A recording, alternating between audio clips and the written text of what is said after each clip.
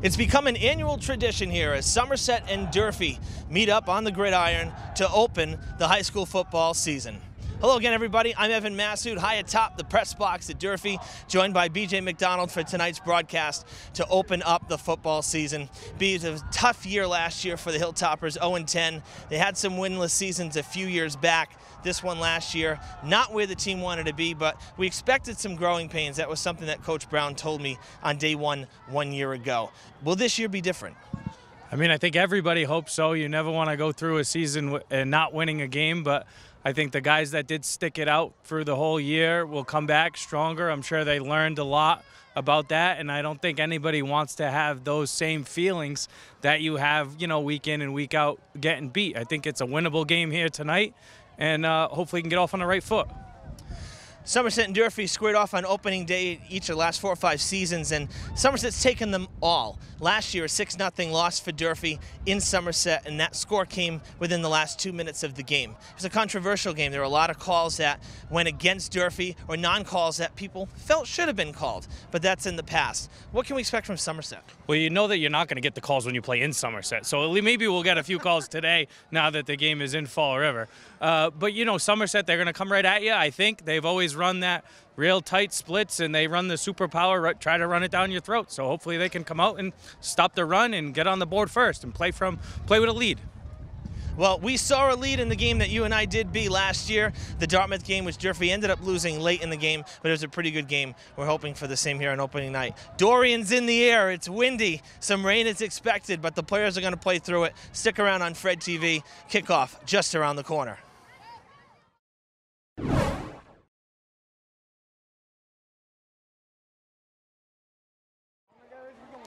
Welcome back, folks, to McAldrich Field. Evan Massoud and BJ McDonald with you for opening night football. Just had the coin toss. Hilltoppers won the toss and have elected to receive on the opening kickoff.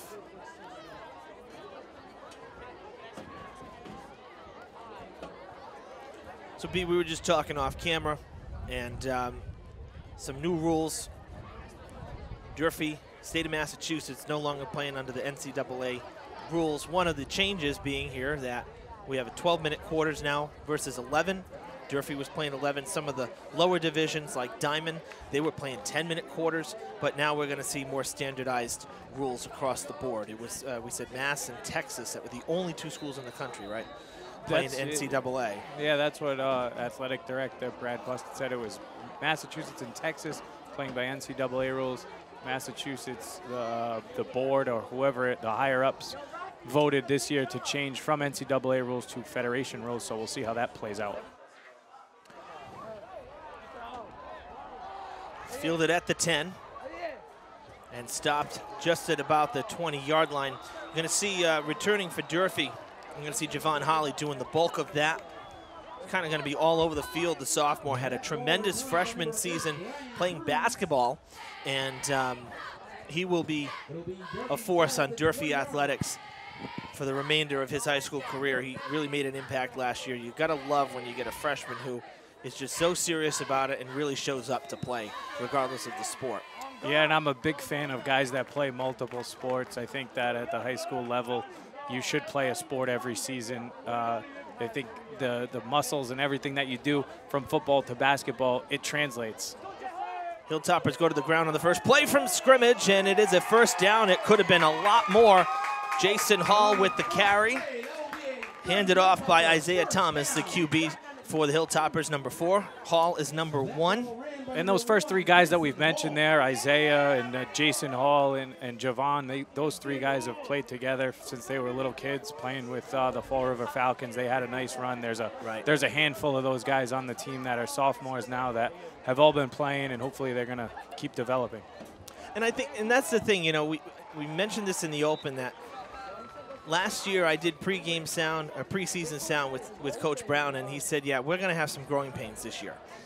Obviously, nobody expects an 0-10 season, but it was known that there'd be some growing pains. And the Hilltoppers had tremendous difficulty putting points up on a regular basis last year.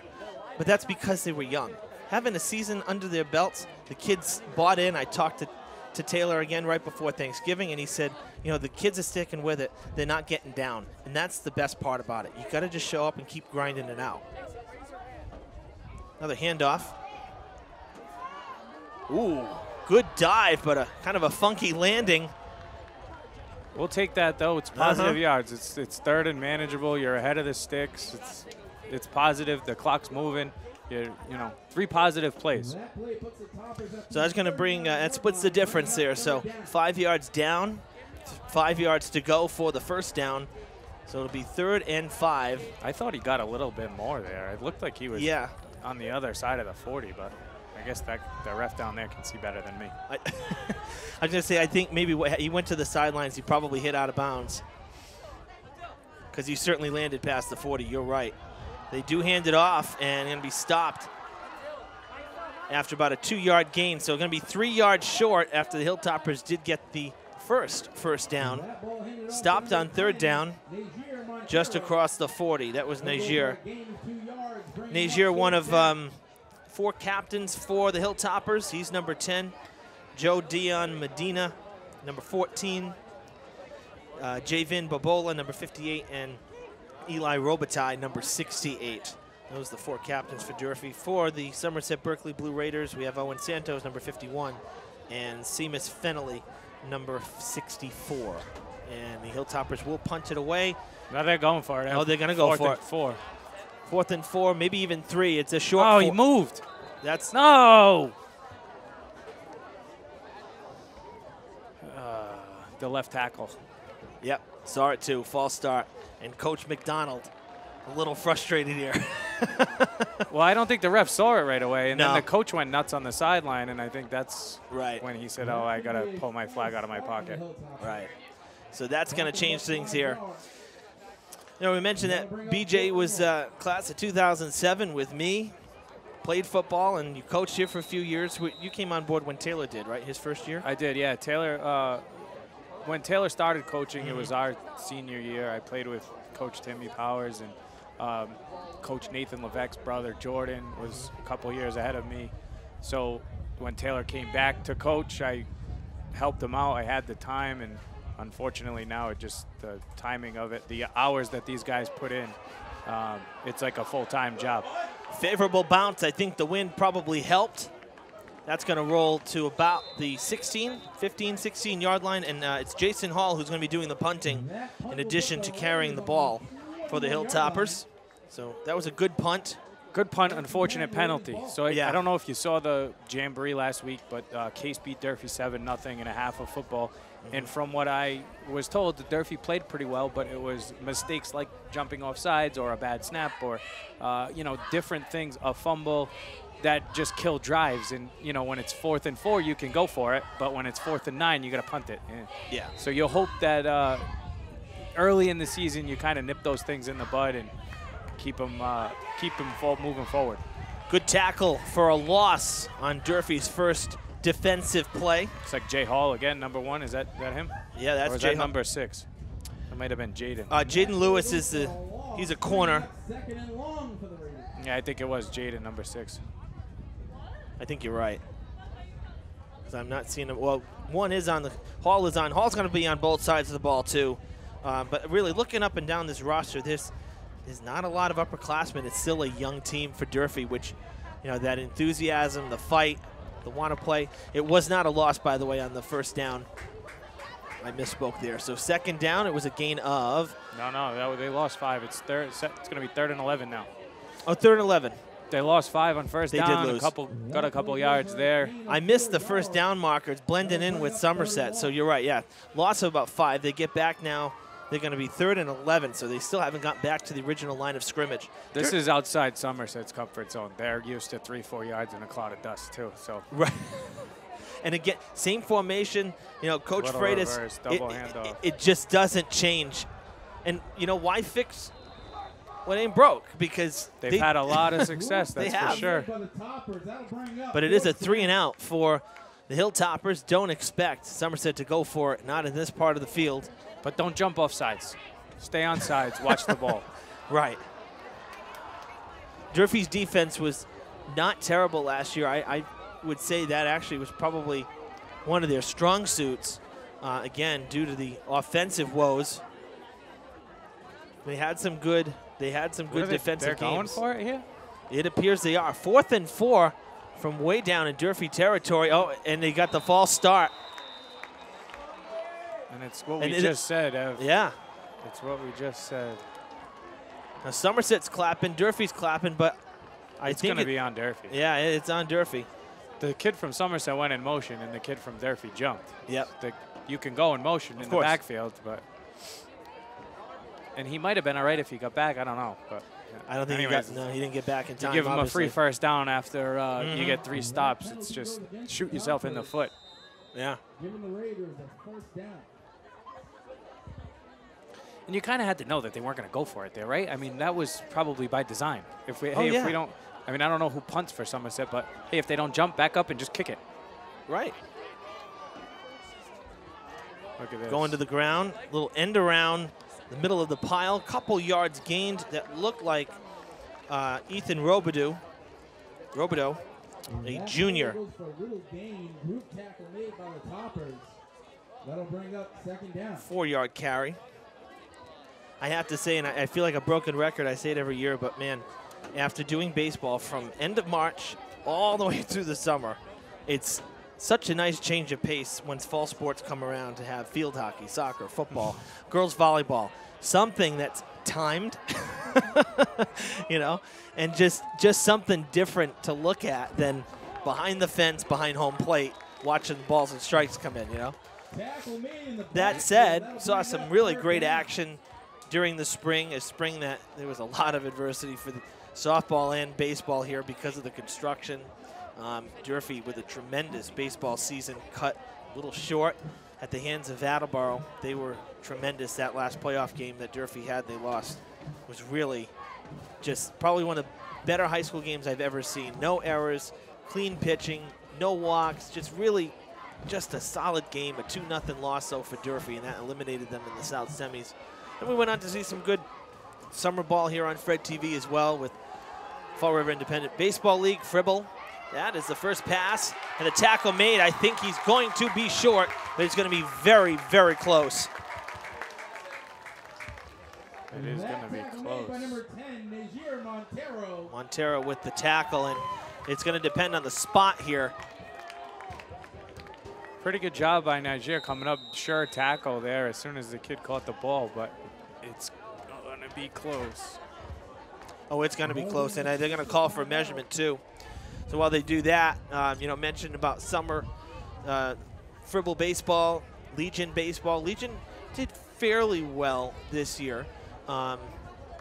Fribble had some great stuff as well at Chew Park, always do. They wrapped up their season just a couple weeks ago, and I did run it on Wednesday's soccer game, Durfee boys soccer opening day. They won 1-0 against Fairhaven, but we'll run that last Fred TV sports report that I aired 2 weeks ago. Half a yard, so they're short.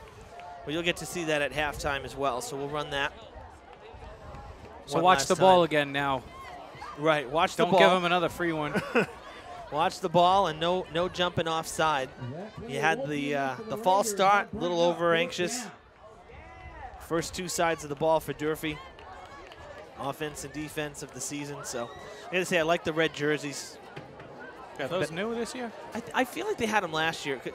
The black ones with the italicized numbers. You couldn't see the numbers. And the gradient. Yeah, it went from red to black. It was a great concept, but man, it was just a nightmare for me. I can tell you that. And he stuffed them. Oh, I think they stuffed. They did get the stop on 4th down. Hilltopper's going to take over in Somerset territory, it appears. I don't know. I think so. Oh, it's going to depend on the spot, but I don't think he got there. Oh, my God, that's a horrible spot.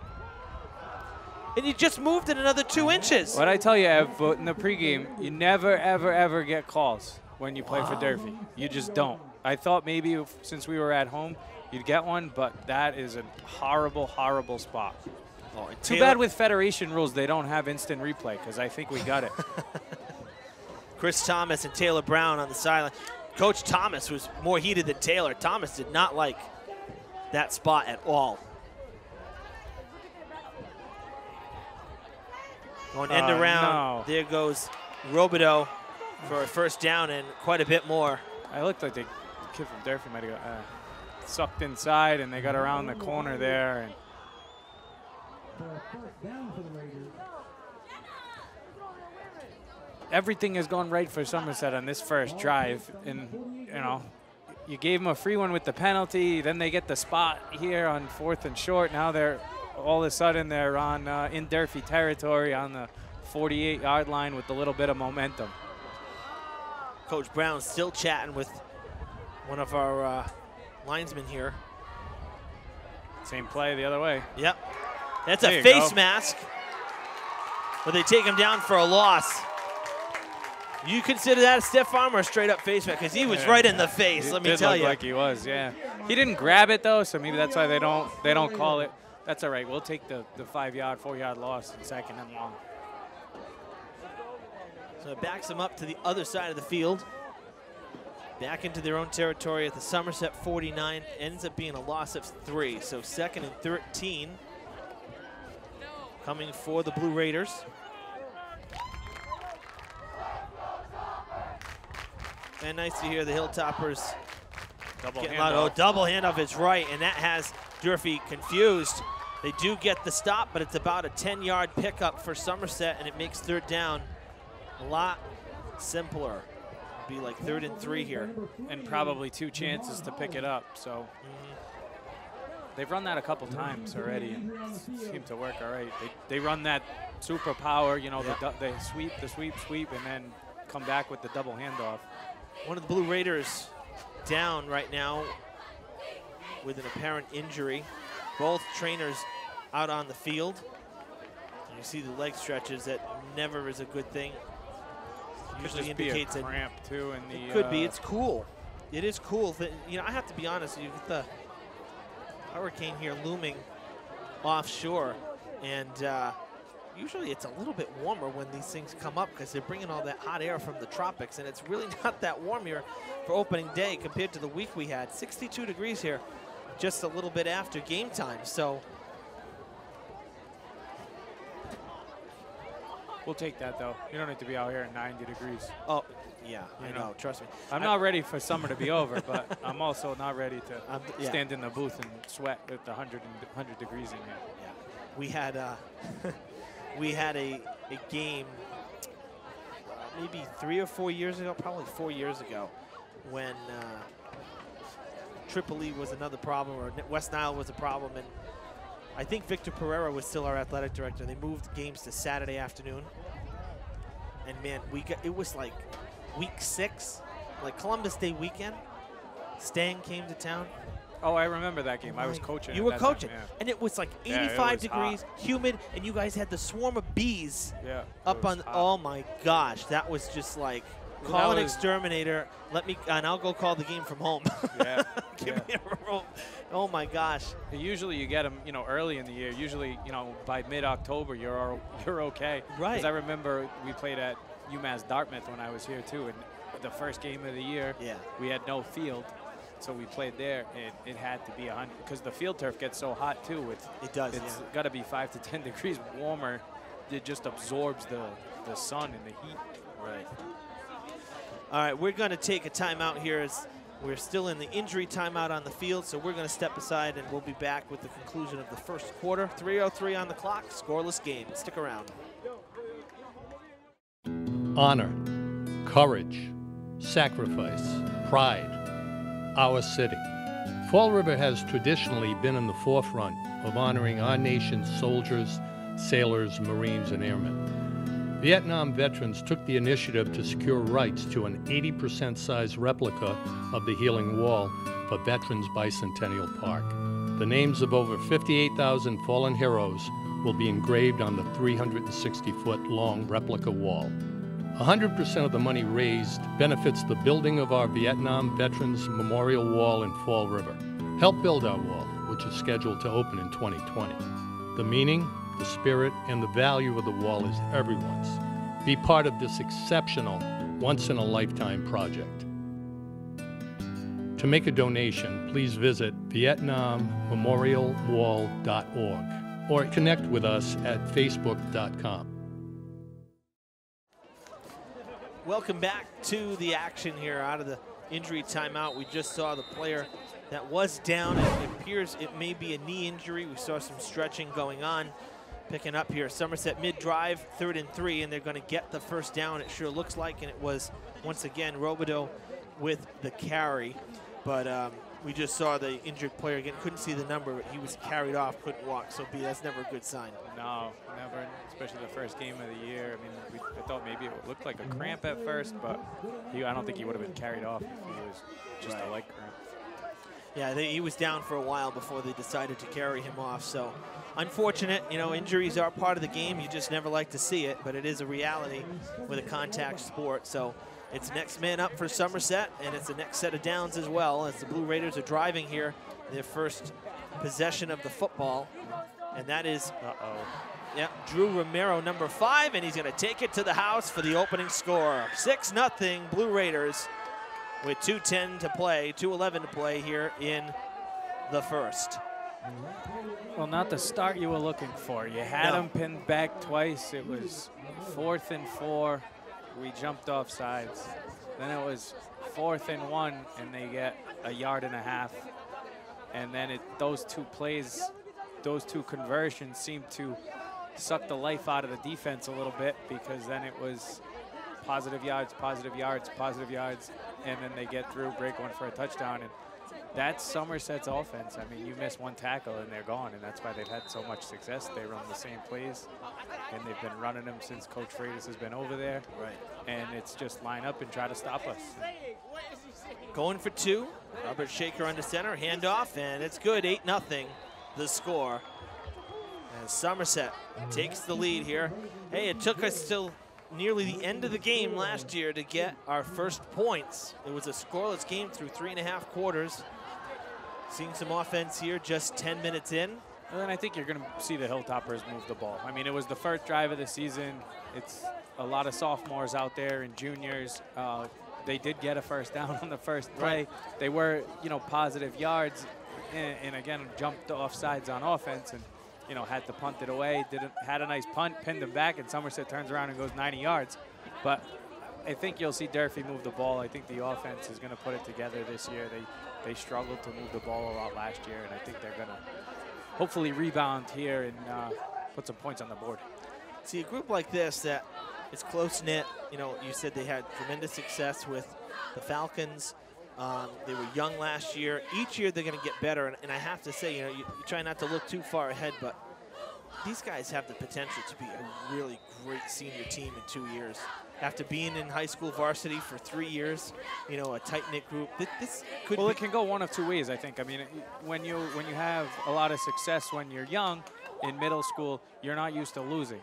So when you start losing games, it's very easy to put your head down and, but it looks like we're going to there's a hole. Here. There is a hole, and he's going to take down the sidelines. Cuts back in, going to hold the ball across the 40 with the return. Brian Cruz, yep. He took it back.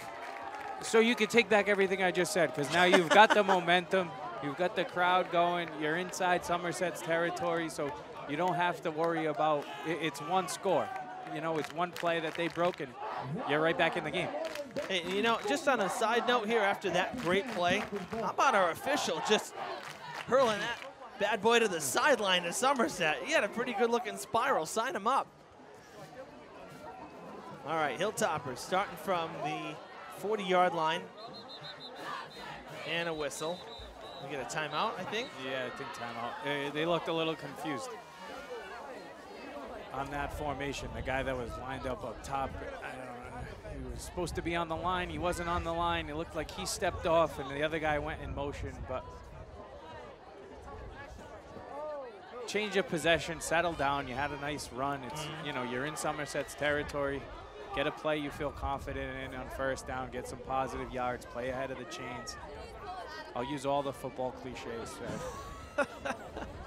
I know, you're rolling them off left and right. Save something for the second half, No, but seriously, it's one of those where we get excited here. after a big play, but then we also got to kind of take it back now. All right, back to business, and that's kind of got to be the mindset on the field. Great return, but guess what? You still got 40 yards before you can score. All right. You got to focus on the next play and just get right back to it. And you've got 40 seconds in between plays to refocus and, okay, where do I need to be and what do I need to do?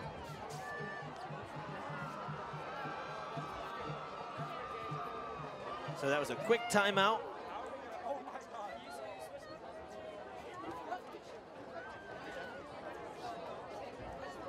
You mentioned the 40 seconds, that's right. It's the minute the ball is spotted, you got 40 seconds for the play. Fake the handoff, they're gonna go inside. No, they're gonna keep it. Oh, and staying alive is Thomas. He got lucky there. He should have been down in the backfield. He skipped away and was able to get some positive yards. Again, though, they looked a little bit confused. The guys were not on the same page. I mean, Isaiah did a nice job getting a couple yards there, but it didn't seem like everybody was on the same page there. Well, 3 yards gained, or we're saying 2nd and 8. I think it's a little shorter than 8, but we're kind of in between yards. So we'll stay positive. 2nd and a long 7. I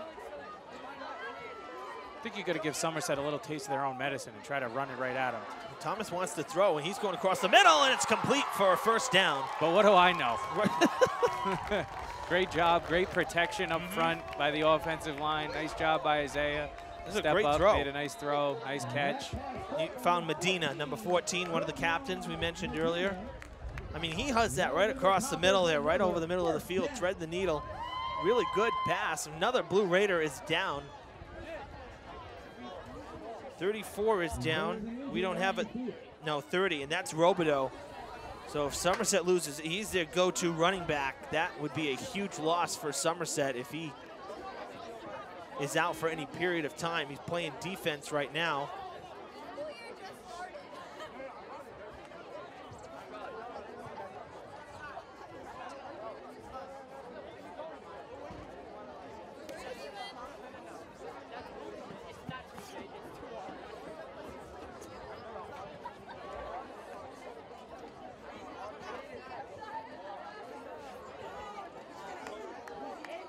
I like seeing that Durfee went to the air.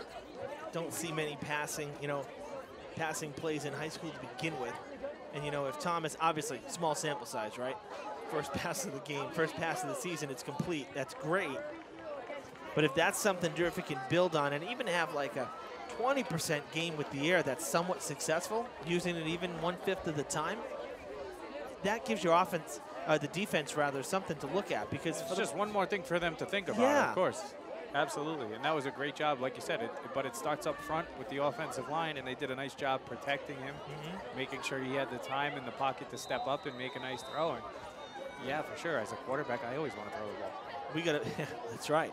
I mean, we got a big center there with Robitaille right in the middle, so that should help out Durfee as well. Passing it back, that's a lateral, and it would have been a fumble, but they are recovering. The Hilltoppers trying to make something out of it. It'll still be a loss of yards, but it could have been much, much worse. Lucky, lucky, lucky there. Yeah, I've never been a fan of the backwards toss like that, because it's a live ball, and there's just too many things that can go wrong. And you mentioned throwing the ball. That's why, most teams keep it between the tackles. There's less margin for error, less room for error, when you just hand off and run between the tackles.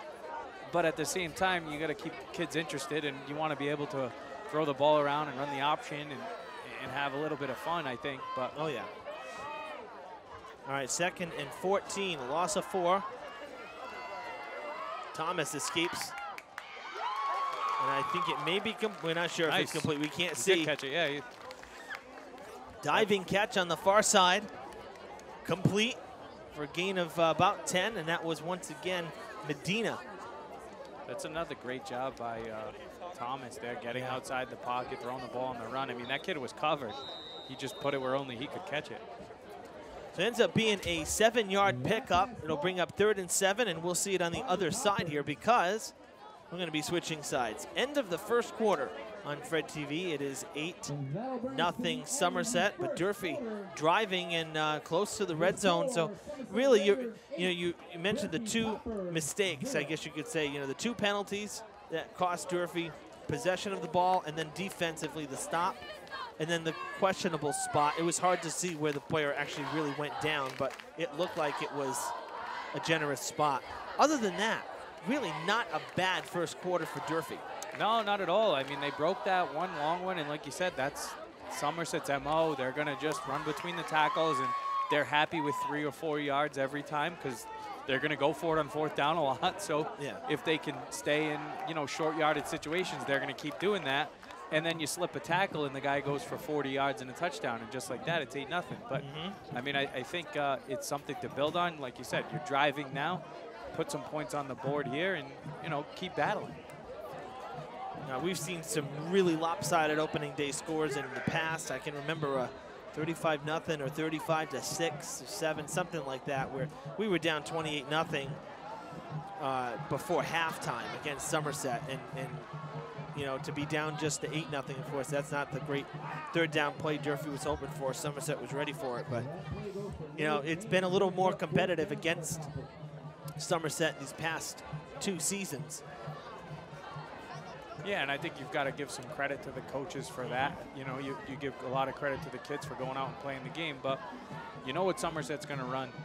Taylor's seen it every year. You know, you have all summer to prepare for him, and I think that you can give them a little bit of credit for, you know, holding them to 7 points last year, and you know, hopefully we can keep them down tonight. But well, gonna go for it on 4th and 8. Kind of don't have a choice. Thomas has some room. run it. He's going to run it, and he's going to, oh, He got it. He did get it. Kind of got wrapped around the neck a little bit, but he breaks through, and he gets the first down on 4th and 8. So a big-time conversion for the Hilltoppers. He's doing it all on this drive. What? Oh, are they going to measure? Is Oh, it that come close? on. And that ball rushed by number 4, Isaiah Thomas. So the QB keeper, but it looks Oh. like they're going to measure it. Of course. It looked like he clearly had it from here, I thought. Somerset's jumping for joy. It looks like they got the stop. Wow. I mean, from this angle where we are, I know. he looked clearly over the 15-yard line. Yeah. It looked like he was inside the 15. Of course, these lines aren't as bright as they used to be, and it's damp, so you're getting reflectivity from the lights. Yeah, but, I mean. But it did look, to me, I would agree. Again, it's one of those, if he was getting dragged and that knee went down beforehand. Well, it's also one of those things when your program has a history of winning, you tend to get the calls. The ball tends to bounce your way. When you have a history of struggling a little bit, you know, the ball tends to bounce the other way, and the calls tend to go the other way. Another tough break for Durfee. 2 spots that haven't gone their way. Somerset takes over in what was a real promising drive for the Hilltoppers. And a good first down run for the Blue Raiders.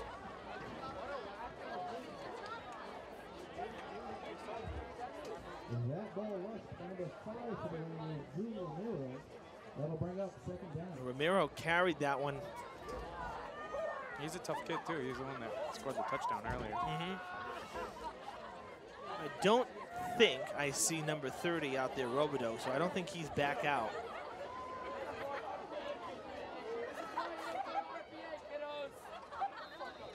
Powering forward for a first down as Somerset will move the chains.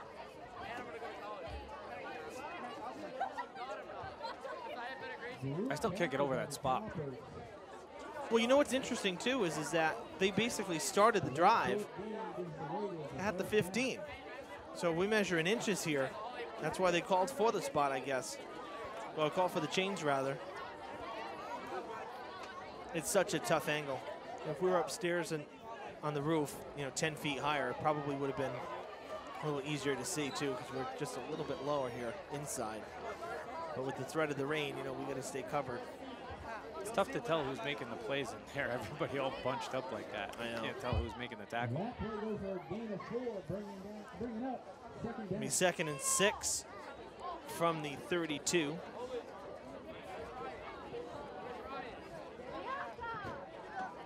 There's going to be a big test here for the Hilltoppers D early on because, again, the offense looked pretty good on that last drive.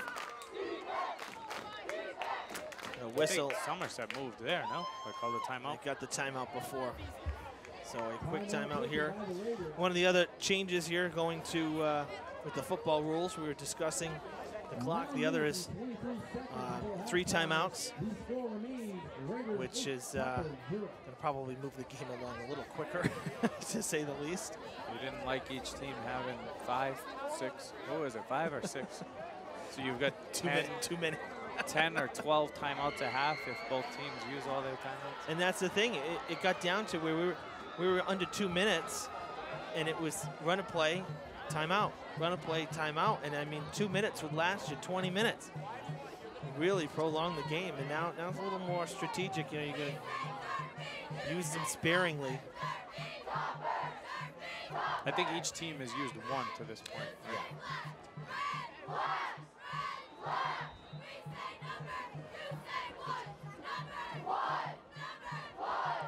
Cheerleaders trying to keep the Hilltoppers fans here in it. We hear some cheering from the fan section. Really good attendance here.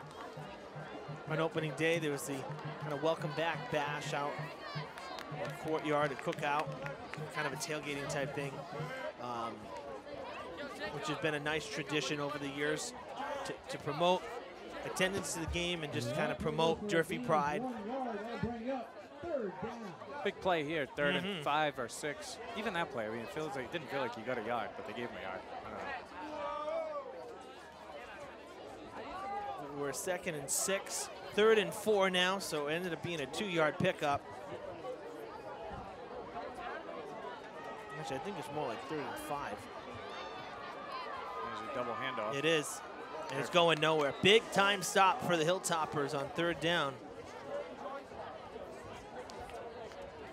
But they're inside 5 yards, so make sure you watch the ball because it's 4th and 4 now. So stay on sides. Don't give them another free one. That'll bring up 4th down. I wonder if the Blue Raiders are going to go for it.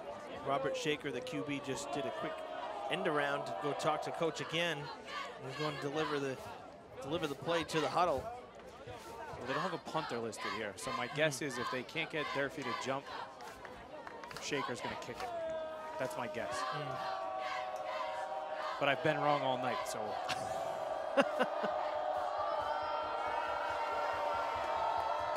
Yep, there it is.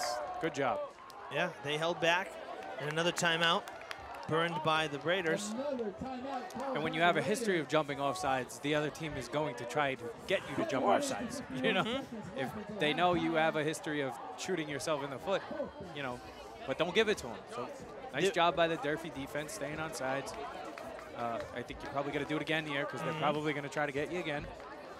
You know, the offsides call you're talking about in that situation of getting called off. No play sticks out bigger in my mind than, you know, the Pats' Super Bowl win against the Seahawks. After they got the interception, they're right at the goal line. Everybody in the world knows that the Seahawks, with their big defense, was going to try to come in right away and stop you, get that safety, right, get the ball back. So what did the Pats do? Just line up and stand there. And you had 4 or 5. It was like the whole D line was offside on the Seahawks. So it's a composure thing. Got to stay put. And they did, and you got to stay put here as well. And they did. They did. Oh, they're faking it. Get him. Shaker Nice pushed out job. of bounds. He's short. No way. And he is short. Well, he took a hit too. But Durfee will have it. That's a big play. That's a great job by Durfee. Because they were breaking down the field. They were expecting the kick. That was kind of weird. It was almost like it wasn't drawn up because they didn't block it like it was a fake. No. Unless the kid thought he saw something and thought he Maybe. could get there. But I'm sure the coach isn't happy if he, you know, did that on his own. It seemed to me, honestly, it seemed like it was a drawn-up play to me. Bait a few of the Hilltoppers and get them going down the sidelines to open that lane. Because the far side, you had 2 guys breaking down to go defend the return. And that's where Shaker went. So I think it was designed. It just didn't pan out. And Durfee gets great field position here. 2nd consecutive drive starting in Somerset territory. Got to take advantage of this one. Put Big one time. in here before the half.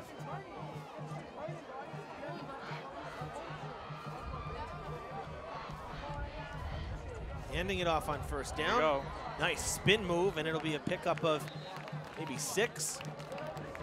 And that ball ran by number 3, Javon Holly with the carry. It is a 6-yard carry, so 2nd and 4. And that was right at him. That's a little taste of their own medicine from Somerset, right? We're going to come and we're just going to run it right off tackle, pick up 6 yards right at you.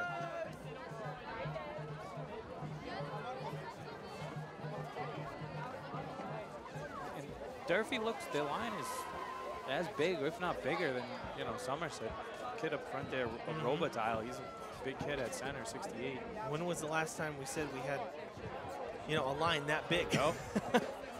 That's a nice job. Tackled. It was a first down. It is a first down. The tackle carried him across, and that was Najir Montero carrying that time. And he's making the signal himself. He, you know, he's a big kid too. 5'11", 195 is a pretty good sized running back. Same thing, got to give credit to the offensive line. There was a nice hole there, pick up 5-6 yards, keep the clock moving, pick up the first down.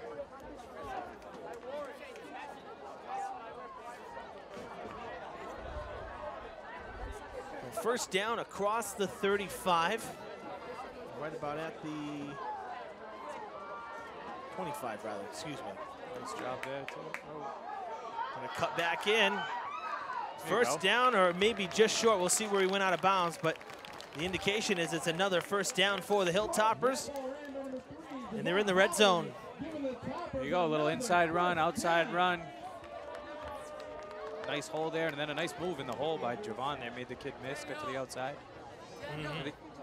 Just outside the 10-yard line, so they can still pick up a first down.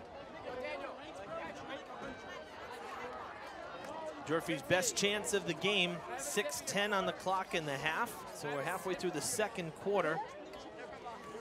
High snap, corralled by Thomas. The handoff to Holly. Great block. Holly has some room, still spinning, and he's gonna be just short of the goal line. Another mad dash for Holly. And it's going to be first and goal. Right? Just keep giving him the ball. Give it to him again.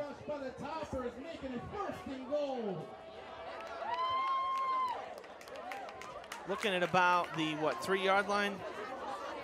Yeah, just about the 3 or the 4. Yeah, somewhere in between there. So you got 4 cracks at it. Absolutely.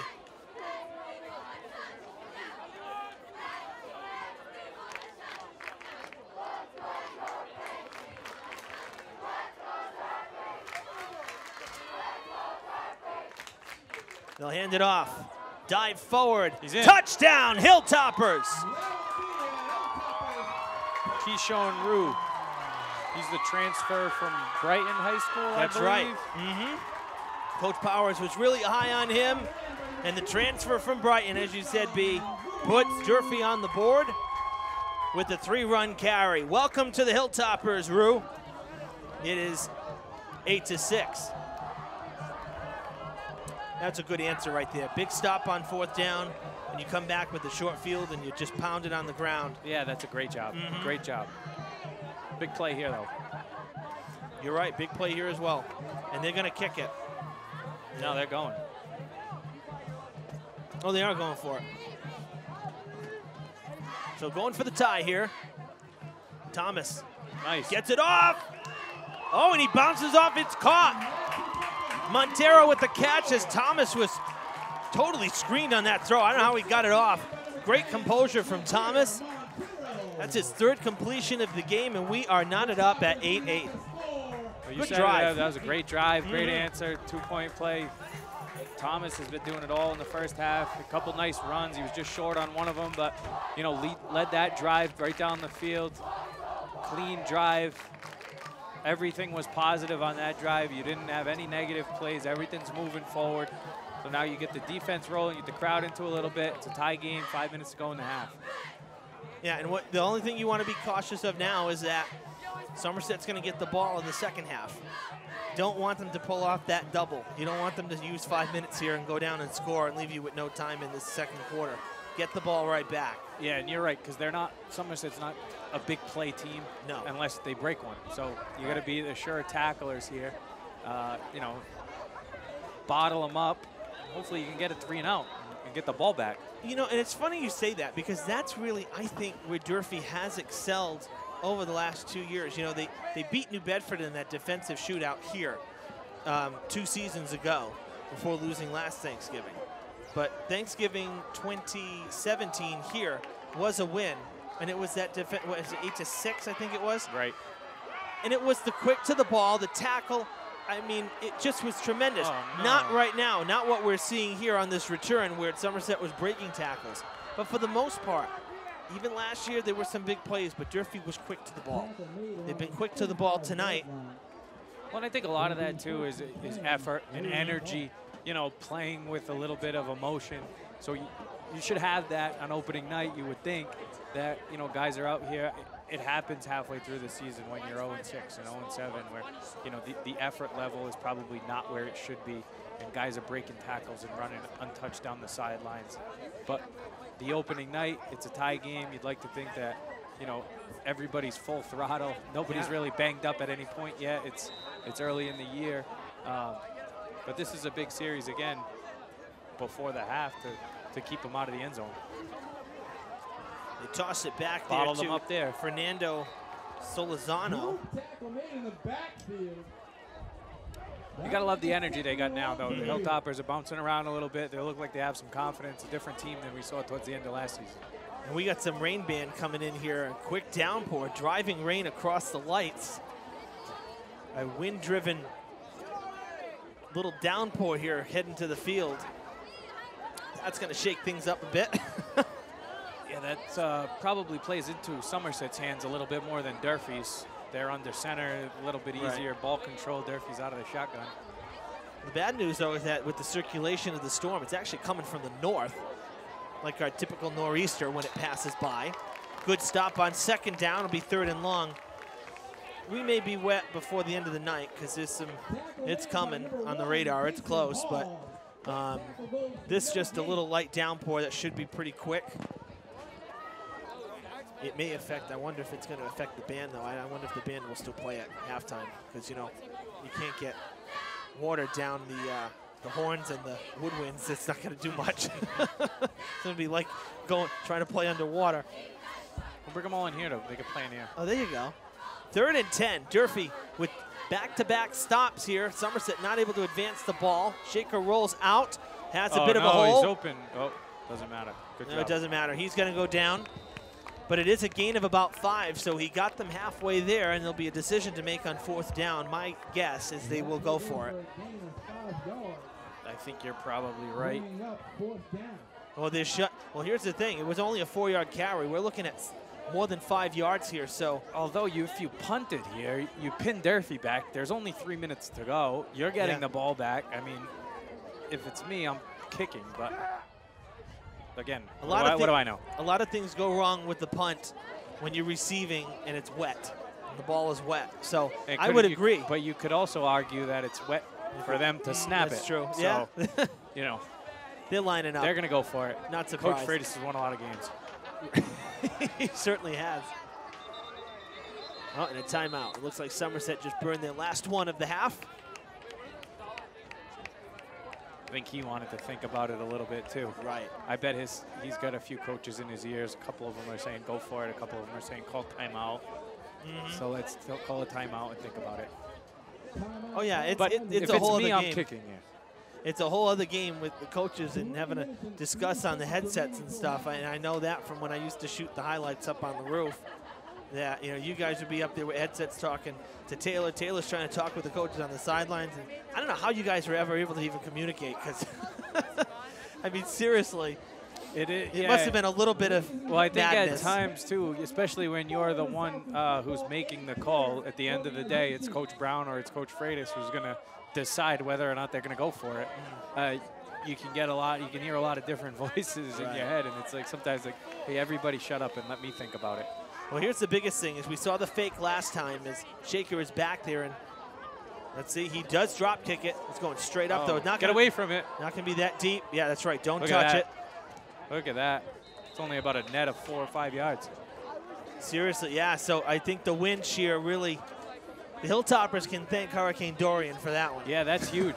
That's huge. I mean, I guess that's the other thing you don't take into account for us as we're sitting in here saying, yeah, kick it, is the wind, because that thing died out, and now you give Durfee pretty good field position and just under 3 minutes to go. And I think if you're Coach Brown, you go for it here.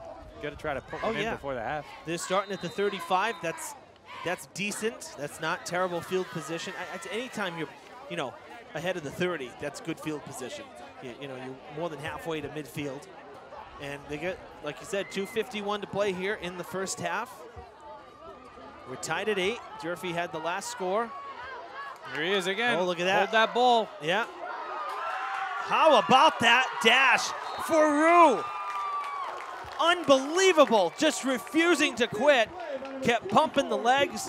And it's a first down right at midfield for the Hilltoppers. A 15-yard carry for Rue. It's a great run right there. A lot of determination, just refusing to go down. Had me a little nervous holding the ball with one hand. I know. But I'll tell you, that was a great run. He earns himself a quick trip to the sidelines for a shot of Gatorade. It's a little bit of thunder lightning for the Hilltoppers. He's a bigger runner, kind of more like a bowling ball downhill runner. And then you got Holly out here. Now he's going to get it and try to get outside. We've seen him. You know, there it is. Look at the speed for Good Holly. Speed for him First down down the sideline. First down and way more. Across the 20, inside the red zone on one no, a flag. What did I?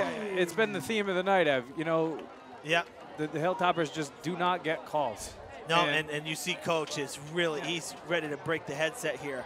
He is not happy at all. I didn't see anything on that side, mind you. I didn't see it either. I mean, we're a long ways away, but it's a continuous theme, you know. It's just a continuous, I don't know, you know, have some choice words I can imagine. It's frustrating. In high school football, I mean, the call is holding there.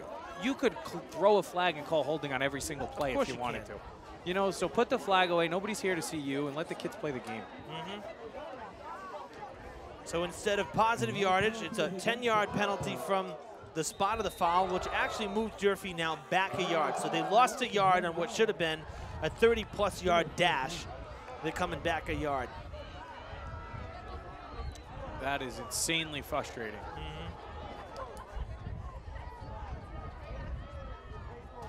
There it is again. Going with Keyshawn. Another flag. Who's this one on now? There was no time for a hold on that one. It's straight downhill. It's a straight dive up the middle. That's garbage. So this guy's just going to continuously throw the flag all night, it sounds like, or it looks like. Unbelievable. And I don't even understand. I mean, that play was so quick. How do you even have time to call a hold, to have a hold there? Sometimes it happens on the outside and guys get hung up or whatever, but I mean, back-to-back plays, I guess we just said it. You could call it on every play, and maybe this guy's going to. I know. So now we're looking at 1st and 21. Mind you, we were down inside the 20.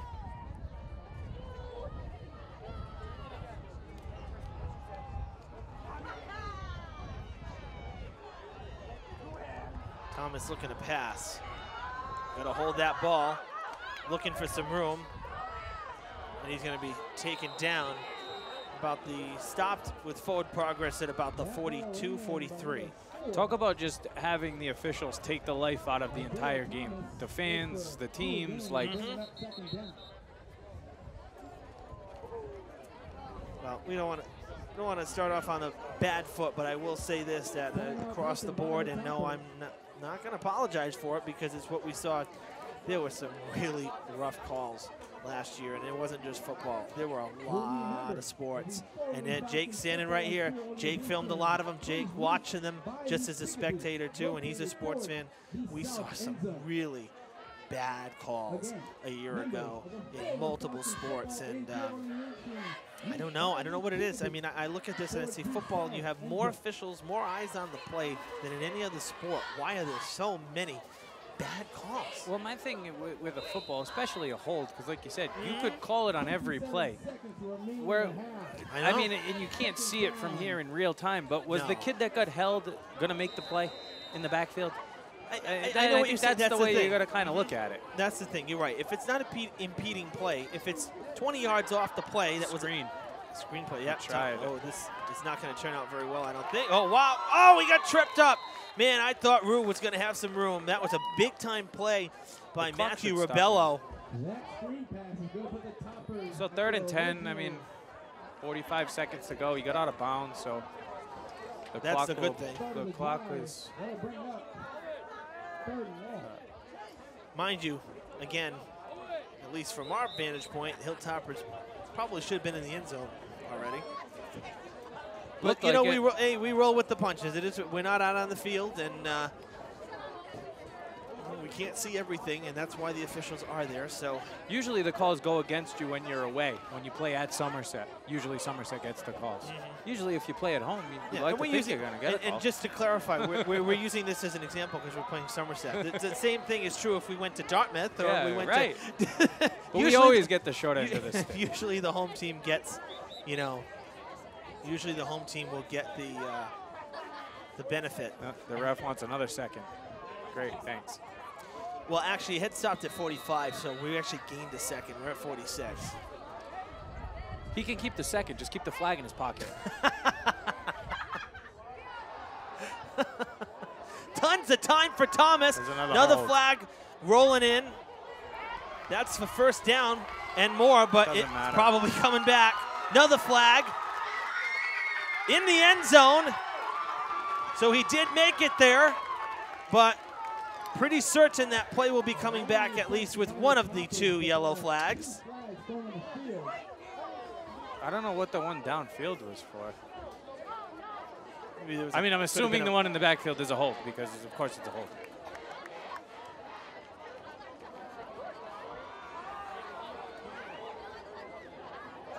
You see this happen in basketball at times, too, where the referees just, you know, the game gets away from them, and it's like, at this point, it's almost, I don't know.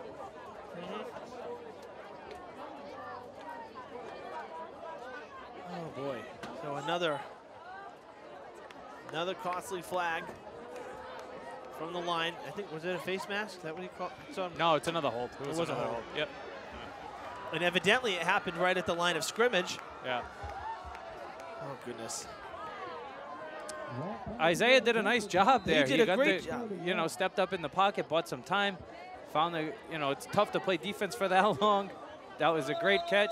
All right, we got one. We got 5 yards back. Brian Cruz on that reception. It didn't count. But. I know. And you know what, too? Big time credit to the line, which has given Thomas a lot of time in this first half. Whenever he has dropped back, the line has been there and held Somerset. First-year offensive line coach Nathan Levesque. Credit to the Rhinoceros. Coach Rhino, he was the coach when I was here. Thomas. Uh-oh. He's got another one. Another flag. This guy is unbelievable. And Thomas is dragged down behind the line of scrimmage to bring up, well, we're thinking 4th down, but we're just not sure. That's the 4th or 5th holding call just on this drive, right? Yep. It's amazing.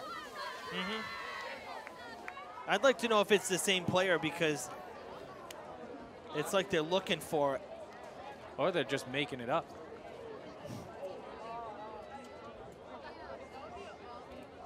Maybe it's the new rules. Federation rules. I don't know. I've never seen anything like it. No, and you know, at this rate, it makes me wonder if we're playing a contact sport or if we're playing basketball. Just let it run out. Go to the half. The clock's running. Who cares at this point? Yeah, this is like regroup. 2 times that Durfee should have been in the end zone on this drive, and football taken right out of their hands. Really sad to see over these last 3 minutes. We'll go into the oh no, calling timeout. Who called the timeout? Hilltoppers called timeout with 1 second remaining in the half. Maybe just try to score. Try to throw it up. Yeah. Oh, obviously that's got to be the only thought. Maybe see if you can break one, if you got some type of trick play or reverse or a double pass or something. I don't know. Still got a long way to go, but. I mean, yeah, right, and it's like, you know, it's only 8-8. We make it think like we're trying to crawl back from 21 down here. But my gosh, how many penalties? Ugh, awful. Makes you sick. This scares me because you just can't let them you know, interception, fumble, something stupid where the ball bounces, because that just seems the way it's going. But I mean, I like that they're gonna go for it. I don't think Isaiah can throw it 60 yards in the air, so it's probably gonna have to be. I'd love to see if they can target Rue, you know, get him down a little bit because he's so big. I don't think they'd be able to tackle him. But you got to get the pass off as well. That's the other. You got to hope that the line can hold. They're playing with trips here on the near side. They're going to send everybody down this near sideline. And that's it. That's all right. Yeah, nothing you could do. But I'll tell you one thing. Saw a hold on this side. One of the Blue Raiders holding our receiver back, but there wasn't a yellow flag in sight, B. Yeah, I mean, I don't know. I've never seen anything like it. It's I don't get it. Take the game right away from the kids by throwing the flag that many times. I mean, just let the kids play and keep the flags in your pocket. It's unbelievable. All right. Well, first half in the books. Good news is we've seen a score from both sides. We've seen some good defense from both sides. It's 8-8, so might as well be 0-0. It's a new ball game. Yeah, and I think at halftime, you know, you go in and forget about the refs. We got to play the game. Right. That's got to be the attitude. It's very difficult to do when you're playing and coaching, to try to say forget about it when they've taken 2 scores off the board. You know, legitimate or illegitimate, they didn't count the scores. So we're at 8-8, and at halftime, you've got to just regroup and play the game and control the things that you can control. And you can't control whether or not the guy throws the flag on every play. Spoken like a true former player and former coach. All right, folks, we're going to step aside. We'll be back during halftime for, we're hoping the band is going to play, and it looks like they are. They're coming on. So Hilltopper Marching Band will be coming up next on Fred TV. Stick around.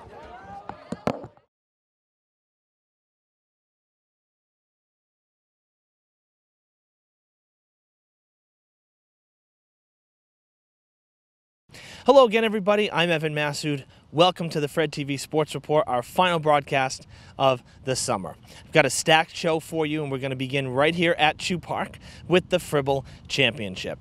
It began 2 weeks ago, and it delivered complete and great action throughout. Let's take a look at how we got to this point as we bring up the graphics. The Brewers made quick work of the Marlins, sweeping them in 2 games, and the Braves got their revenge on the Rockies, also pulling off a semifinal round sweep, which brings us to the finals, where the Brewers have a 2-1 lead in the series. The games have been very close, too. Game 1 went to the Brewers 12-9, Game 2 to the Braves 7-5, and Game 3 to the Brewers 4-1, who are hoping to clinch the title in Game 4. This is their 3rd straight appearance in the finals, and they're hoping to make it back-to-back wins. Got out to the early lead, too. Top of the 4th. 2 out, 1 run in, and a runner at third. Chris Smith with the base knock to center brings home Connor Smith to make it 2-0. It would stay that way all the way to the 7th inning. Let's go there. Braves looking to tie it up. After an RBI ground out earlier in the inning, Alex Kanivi with the 2-out hit. The blooper. It falls in the Bermuda Triangle. Dave Bushnell scores from second, and it's a 2-2 game. To the bottom of the 8th we go, same score. Josh Blaze at the dish with 2 down and 2 in scoring position, and he delivers the go-ahead. Well-placed hit to left center. Bradford Hartwell and Ryan Pimentel both come home. It's 4-2 Braves. They took a 5-2 lead into the 9th. Things got a bit dicey there as the Brewers did grab a run in the final frame, but Ryan Pimentel closes the door. The Braves stave off elimination and force Game 5 with a 5-3 Game 4 victory. This was a great game. It was a close game, kind of a nail-biter throughout because both teams weren't doing much offensively until that 7th inning. The Braves, though, able to push it to 5 games. Game 5 would be a Sunday matinee right here at Chew. We'll have those highlights a little later in the program, so stay with us. All right, always like a fun Did You Know? Because I did not know this until recently. Did you know that South Watuppa Pond is the only Olympic-sanctioned pond in the entire Northeast? Go figure, right? Well, that means that if the Boston 2024 Olympics had happened, we would have seen Olympic rowing competitions happening right here in Fall River's backyard. Pretty cool. Well, we all know that unfortunately that didn't happen. But I did get a taste of what it might have been like, thanks to the Bay Coast Rowing Center down on Jefferson Street. Take a look.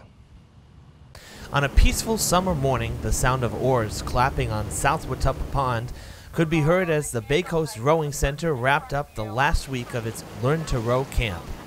This particular program was geared for high school athletes. Co-head coach Julia Medeiros told me that Fall River should feel very fortunate to have rowing available right in its backyard, because unlike football, baseball, and basketball, it's not a sport that's offered in many communities. I never really saw any schools that had rowing, so I thought it was super unique, and I was never really into many other sports. So when I finally found rowing, it was finally my niche and the sport that I love the most. Much like Julia, Monica Smith had started with another sport prior to finding rowing. Now going into her sophomore year of high school, Monica has become an assistant coach at the center, continuing to learn new skills while teaching others what she has already mastered. It's different from any other sport that I've done. I used to be a swimmer, and I just like how it's very mindful but kind of relaxing at the same time. And it uses a lot of different body parts that most sports wouldn't use. Monica said that she has recently taken the role of coxswain, which is the person that faces the rowers and steers the boat. The coxswain also keeps an eye on the rower's stroke to ensure that synchronization is preserved throughout the race. Staying focused is essential. Rowing is a lot more mental than some other sports. You really have to work on working together, being in sync with your teammates, and endurance-wise, you're going until you cross the finish line. So there's no switching in and out. So we've really been trying as many drills and fun activities as we can. Okay, remember, relax. This isn't a race. Slow and steady. Julia's co-head coach, Alexa Bionson, is currently rowing for Fordham University in New York. She was passionate about this sport right from the start, often training before the sun rose. Rowing is a very heavy endurance sport. You have to spend a lot of time working your aerobic capacity, so it's doing like long, low, and steady aerobic work, either on the erg machine, running, whatsoever. I know I spent the majority of my mornings in high school at 5 a.m. waking up and doing steady state on the rowing machine over there. The Bay Coast Rowing Center was awarded a community impact grant from our friends at the United Way of Greater Fall River. Executive Director Kim Smith says this is a great example of a nonprofit helping a nonprofit, all for the greater good of the city. Not only does it keep kids engaged in movement and rowing and doing something physical, but it also avails them the opportunity to learn to row and then potentially continue rowing, which also would lead to possible college scholarships. I know what rowing has done in my life, and I want to help kids, especially in Fall River, realize the benefits that rowing could have in their lives, and that rowing is a possibility for them to make their dreams come true if they want to go to college. So if they stick with it, put in hard work, great things can come from rowing. And it's Alexa's hope that all of the athletes who attended the camps comes to love rowing as much as she does. Now, if you want to find out more about future programs, visit the website right at the bottom of your screen, baycoastrowingcenter.org. Thanks to everybody who helped out with the pack. The girls were great to talk with. It was a really cool program, highly recommended. All right, Game 5, sudden death, winner takes all from right here at Chew Park. The Braves have been in the playoffs every season that we've covered the league on Fred TV and our sister station, FRG TV. And they've been in the finals. This is their 4th time in the finals. Is this year the year? Let's find out. Roll the tape. One thing's for certain, for a late August Sunday afternoon, it felt more like September with a 60s temperature and a breeze. I'm not ready for the jacket weather, that's for sure. All right, Braves took a 3-0 lead in the top of the first thanks to a rocky start from Carney Boff. He settled down nicely, though, until running into further trouble in the 4th. We'll pick it up there. 2 outs, runner at second. Dave Bushnell hooks it to left. That falls in fair. Josh Blaze comes around to score, and the Braves with a 4-0 lead early. We'll move ahead. Top 7 now, 1 run in, 1st and 3rd, and more. 2 out magic. Josh Blaze gets into one. Chew Park holds it, but it's deep to center, and it'll bring home a pair. Luke Bomback and Jonathan McCarthy score. The Braves with a 6-run lead. It's 7-1. Bottom half of the inning, Brewers rallying, trying to stay in it. A run already in. 2 in scoring position with 2 out. Chris Smith sends it up the middle. Greg Nugent from third, Connor Smith from second. A 2-run single cuts it back to 3. It's 7-4. Bottom of the 8th now. Franco DeRay leading off the inning for the Brewers. A drive to deep left, and it carries out just over the 295 marker in left for the solo jack. 7-5 the score. Brew Crew not going away. Later in the inning, Carney Buff at the plate, 1 out, man at second. Drives it deep to right. Josh Blaze and Luke Bombach almost collide. It gets down. J.K. Silva comes in from second. Buff stands at third, representing the tying run. After a pitching change, a couple batters later, Connor Smith comes up now with 2 down. He slices it to left, and that's going to tie up the ball game as the Brewers score 6 unanswered runs in an inning and a third in Game 5 to pull even at 7-7. To the bottom of the 9th we go, still tied. J.K. Silva at the plate. Chris Smith, the winning run at second, and Silva delivers. A drive deep to right field, bounces once, goes over the fence, a ground rule double, and the Brewers walk off with the win and the championship in Game 5. It's their second championship in a row. What an exciting comeback. I caught up with the winner at the end of the game, and come to find out, J.K. Silva is actually one of our own here at FRPS, a phys ed teacher at Cuss Middle School. I asked him about the feel in the dugout when the deficit was 7-1. Here's J.K. We were not feeling good. Morale was getting down, but it only takes, the craziest thing about sports and baseball is it only takes one thing to turn momentum.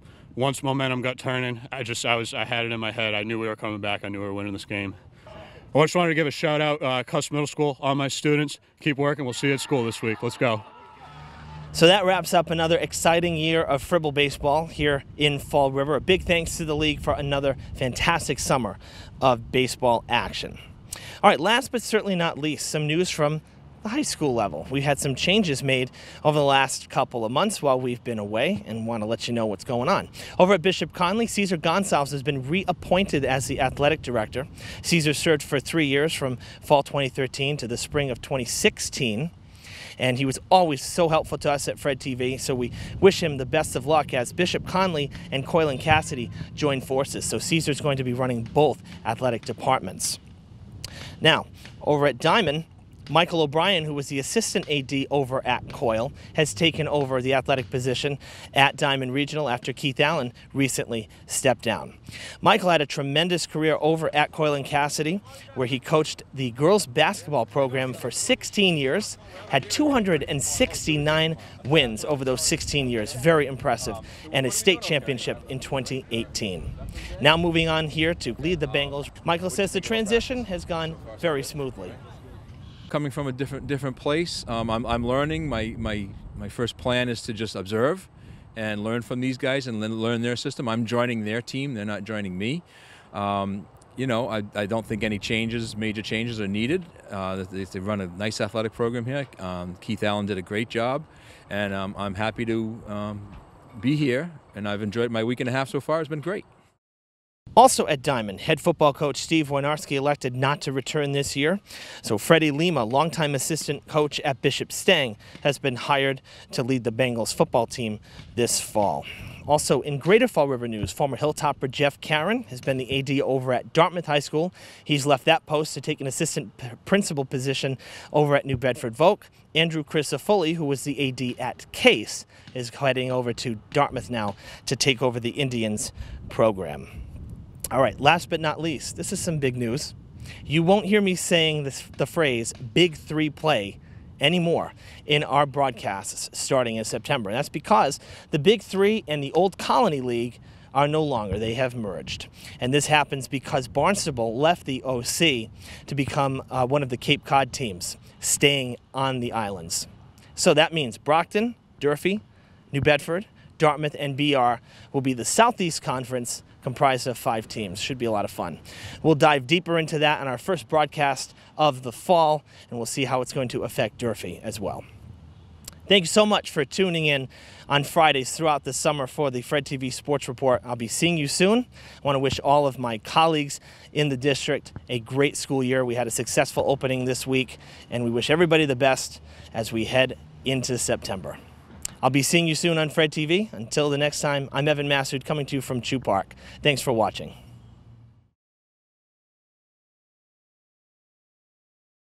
What's up, Daniel's vlog? Say what's up to Daniel's vlog. Hi!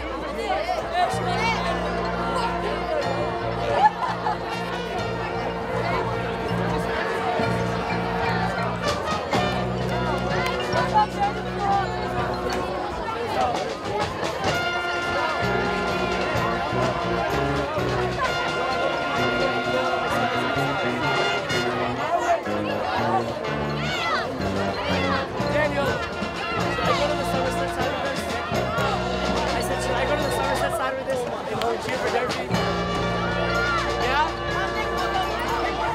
Yes, James, let's go. Somerset side. Cheer for Durfee. Oh, you can say that. Why are we doing it? Oh, wait, get me skipping. Actually, I don't want to leave.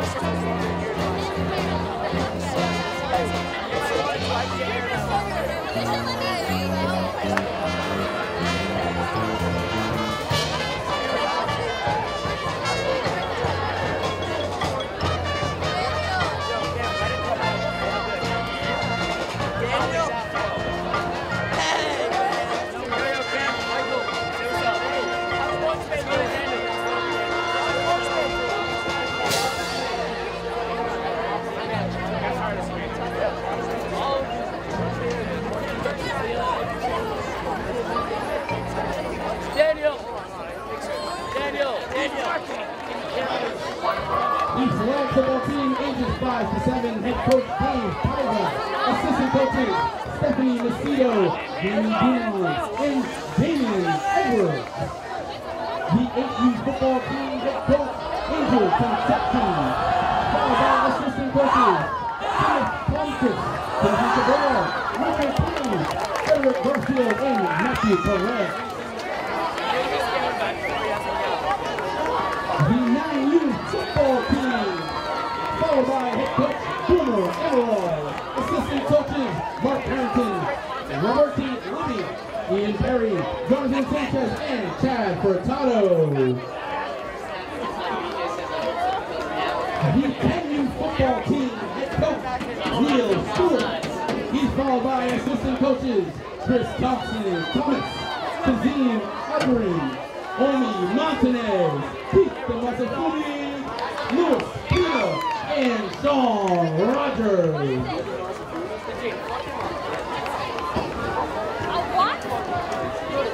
The 11U football team head coach Mike Durfee, and he is followed by assistant coaches Greg, Maxie, Sean, Lambert, Carmine, Cristino, Jeannie Brown, and Kevin Whalen. The 12U football team head coach Fred Alf, assistant coaches David Samoe, Bobby Alf, and Tyrone Young. The 13U football team head coach Ron Petty, assistant coaches Caesar Butler, George Yates, and James Clinton.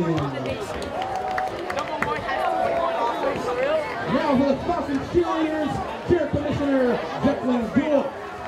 The 8U cheer head coach Taylor Sardina, followed by assistant coaches Melissa Floriano and Samantha Perez. The 10U cheer head coach Alyssa Daly and assistant coaches Gina DuPont. The 12U cheer head coach Kaylin Aruda, followed by assistant coaches Linda Nim and Tiffany Posey. The 18U cheer head coach Felicia Moody, followed by assistant coaches Shannon Perry and Tiffany Posey. And the Inspiration Team Sparkle head coach Shannon Perry. Ladies and gentlemen, please give the Florida Falcons football and cheer organization a huge round of applause.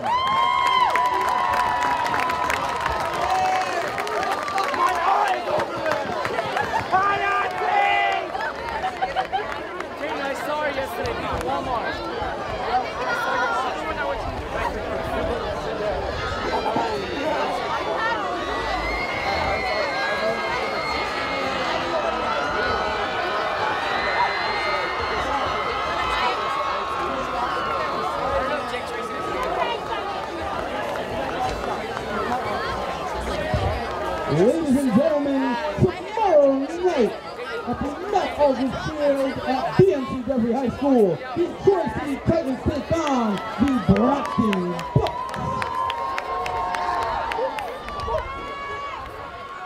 All right, folks.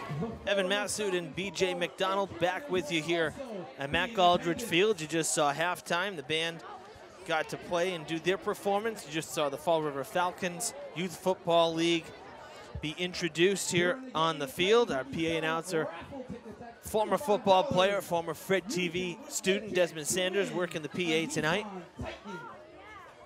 And now we're about ready for the third quarter. 8-8 score as we head into the second half. And, you know, we kind of finished the first half B on a bit of a sour note with some questionable calls, to say the least. But we'll turn the page now.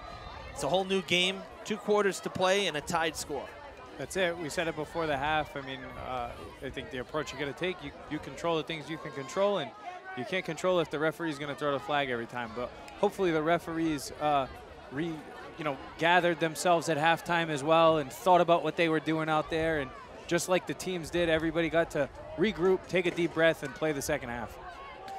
Hilltoppers won the toss in the beginning of the game, or pregame, I should say, and they took the ball, so they will kick off to the Blue Raiders here to begin the third. Again, 12-minute quarters, one of the new changes here, one of the new rule changes under the new federation rules that we're following. No more NCAA. So 12-minute quarters, because who doesn't want an extra 4 minutes of game time? And I think it ends up coming out in the wash. We mentioned the timeouts. Right, You get half as many timeouts as you used to get, so. That's right, half the number of timeouts. And you know what, too? I've been watching the clock, and I think the clock stays rolling more. Like, it's less stopping of the clock. So I think overall, you're right. It's just a wash. You see 12, though. Is there a play clock? No. No. No. Or I should say, if there is, it's not functioning. Okay. And I don't ever remember it really working. Yeah, I always remember it being there, but it never always. And it was like, oh, it doesn't work. Yeah. Oh, okay. Yeah. but I don't see it now, and I know that they had to move the scoreboard with the construction. So I guess the play clock must be. It's probably in a closet somewhere. I actually. It's with the bells. Yeah. No, the bell tower's back up as well. They're working Which on it. looks great, by the way. I like that spot. I think it's a great spot for I it. like it, too. And you know what? When we put in another new field, because we're looking here, we're looking east. So just to the south of this field here is going to be where Trade Winds is when the old building's finally knocked down. We're talking a couple years down the road, but when it's finally leveled, there's going to be another soccer field with softball in the corner, kind of like at Cuss, where we were last spring for the home games. That's going to be down there. So now you have the nice big bell tower right in the middle of all the wide open space. I really like it.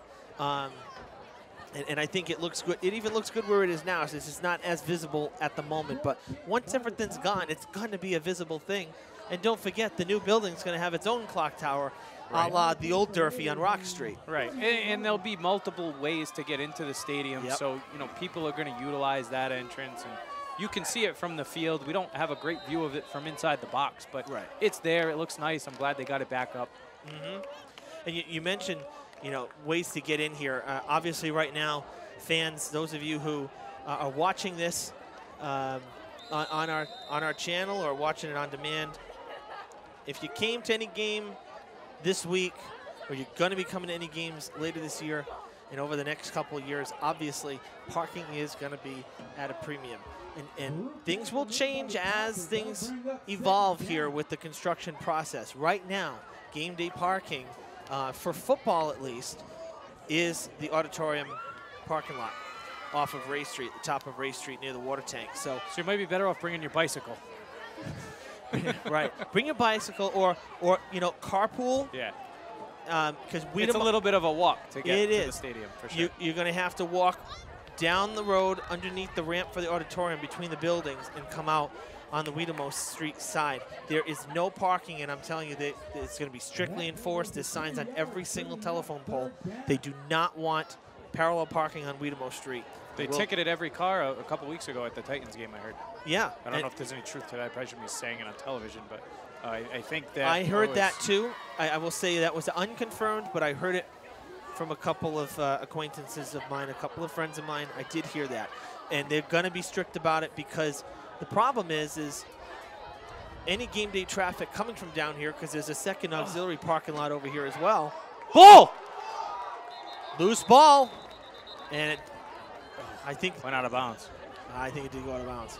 But I think he's short. It's going to be 4th and short. Oh, he's short. That's for sure. They were going after the ball there, and he almost broke it. He almost did. Yeah, he's short by quite a bit, a couple yards, 2 yards. But just to conclude, parking is, we're asking, the athletic department is asking that, everybody just be patient. In the end, this is all for a good thing. Right. So, and same with, basketball. Basketball is not going to be fun for parking either. You're only going to have that main entrance lot that has been expanded, but it's not the Fieldhouse lot. It's just going to be the way it is. So it's a matter of working together and trying to all be patient. A first down for the Blue Raiders. They do move the ball. How about this guy driving them down the field? Seriously. That's a good run by Somerset. It was. A good 4th down conversion, but I don't know. Number 7 there for Somerset downfield. Solazaro. Fernando and Jason Hall from Durfee wrestling, 10 yards down the field. Solazano was the one there from Somerset. Well, regroup. First down. Let's get a stop. They're inside Durfee's territory here at the 48-yard line.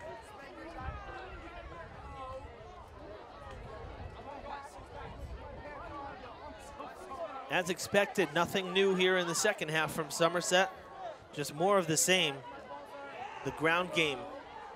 Big stop there from the defensive line, as the QB Shaker was not going far. That seems like maybe something they might have talked about at halftime when the play's all bottled up, trying to punch that ball out of there, get a turnover. The Hilltoppers are a lot of helmets to the football and in attacking the football, looking for a fumble. Stopped right at the line of scrimmage. The forward progress counts, so the fact that Shaker was dragged back about 4 or 5 yards, that does not hurt you, because he played till the whistle. Wasn't like a sack. Right. So forward progress got him to the line. So 2nd and 10. Tossing it to Romero. There you go. Small gain on the play, so it's going to bring up 3rd and long, probably about 3rd and 7. And that's right where you want to be if you're Durfee. Anytime you're over the 5 yards, that 3rd and long could really make or break you. Sometimes we've seen some real big plays. Sometimes we've seen some real big losses. The third and long is always an interesting play. It's actually. But Somerset, typically I would agree with you, Yeah. but I think Somerset's pretty comfortable in 3rd and 6 or 3rd and 7, because if they get 3 here, it's 4th and 3, and they're Well, pretty this is true. comfortable there too. They're a 4-down team. It's a 4 downs with them, so you. And here comes. Oh, I thought they were going to go with double handoff. I thought they were too. It Looks looks like counter action. I think Shaker kept it again, and he scurried to the outside for about 3 yards. I think that was Romero actually, of number 5, coming back. It was off, Romero. Yep. They motioned this way towards us, and a little counter action back the other way. But good job by Durfee. The Durfee defense staying home, making the play. That picked up about 3, and it's going to be a long 3 to go. 4th and actually, it really looks like 4th and 4. Yeah, it's so we'll say probably 4th and 4. So another big opportunity for the defense here. Somerset just converted on the last set of downs on 4th down, but it was 4th and 1, 4th and 1.5 here on Pass. 4th and 4. Can you believe it? Nice. Wow, tackled at the knees, and Shaker taken down for the sack. He was faking to throw. I think he really did want to cut. I really don't think he was probably going to throw. Yeah, but that's a great play by Jay Hall there, coming in from the backside, chasing him down. Great play, big play, 4th down, inside or right at midfield, maybe Right. just inside of midfield, right at the 50-yard line. I mean, that's the start Durfee was looking for, coming out of the half, getting the ball back. It's a tie game. You know, you were, like you said, at the end of the half there, things got off the rails a little bit. But regroup at halftime, play a little defense, and now you get the ball and you're in control. So about 4 minutes and 20 seconds gone here in this third quarter. Hilltoppers got the stop on defense. And they'll take over, as you said, be right at midfield. Is that Rue? I think that's Rue. No, that's Jay again. Was that? That was Hall. Yeah, you're right. That's it, right at him. That's how they scored earlier in Yeah. the game, right running between the tackles with Jay Hall and Rue there, and then they used Holly a little bit on the outside. So they've been coming at him all different ways. Isaiah's completed a few passes. The offense has looked pretty good through 2.5 quarters. Yeah, and you know what? Hall is another one of those. You know, he's like Rue, 6'1", 190. Hey, that's a train coming through there. And then, like you said, you know, you counter with Holly, who's, you know, 5'8" and $150. It's a totally different animal because Holly's like the sprinter. And then you got the, you know, the beast in Hall and Rue. There goes again. Hall. Nice spin move down across the 35 and a first down. And we can't forget about the offensive linemen up front because they've been doing a great job all night. That's the reason why Hall and these guys have had some success running the football. I mean, there was a huge hole there. Jay made a nice spin move, picked up the first down, but keep it rolling.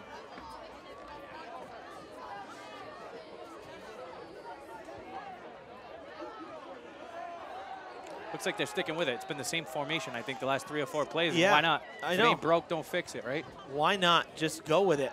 Because they're having a hard time tackling him when he runs into a wall. But see, again, that's where the size helps you. I think Hall might have just gotten another 5 yards, and it looked like he wasn't going to go anywhere.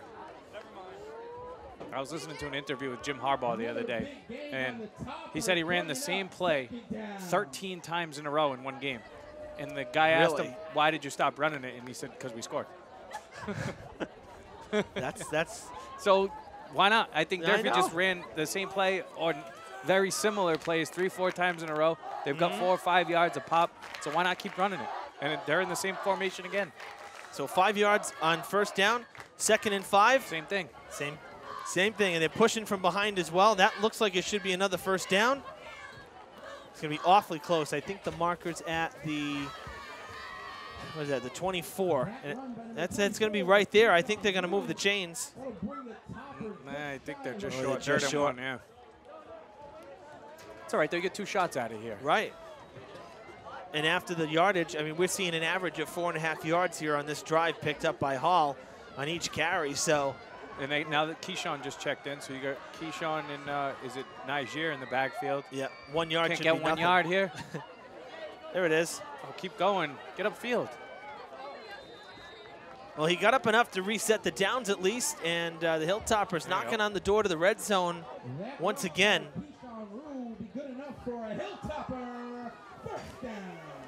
Got to punch it in here. In the third quarter, moving along pretty quickly here. Already 7 minutes gone, all on the ground here for both sides. Both sides have possessed it once. This is Durfee's first possession of the third quarter. So 1st and 10, looking at about the 23, 22-yard line. Hall can't escape that tackle. I think he might have just gotten back to the line of scrimmage, but that's about it. They're going to give him a loss of 1, in fact, so 2nd and 11. Somerset was ready for that, so Brian Cruz, number 8, wide receiver. He's checking in. It looks He's like checking in. number 11, Mick Coronel, coming out. Yeah, he's the tight end. Coach Powers, one of the assistant coaches, he was telling me before the game, he says, we don't do a lot of plays with the tight end, but he is our tight end, so when we're going to use him. It makes sense. So tight end's out. Now they get an extra receiver split out there, and it's Cruz up top. Or actually down here. And looking to throw is Thomas. Oh, he's going to get hit on the blind side, and I think maybe the ball might have come out too. Yep, it did. Thomas got completely leveled right there. He never saw the defender who cut around one of the Hilltopper linesmen, and another drive cut short. This one via the turnover, the first turnover of the game. Tough break there. Isaiah he's had some success stepping up in the pocket. He made some nice throws in the first half, but he never saw the didn't defender. See that one there. No, never saw him. That's all right, though. Get a stop.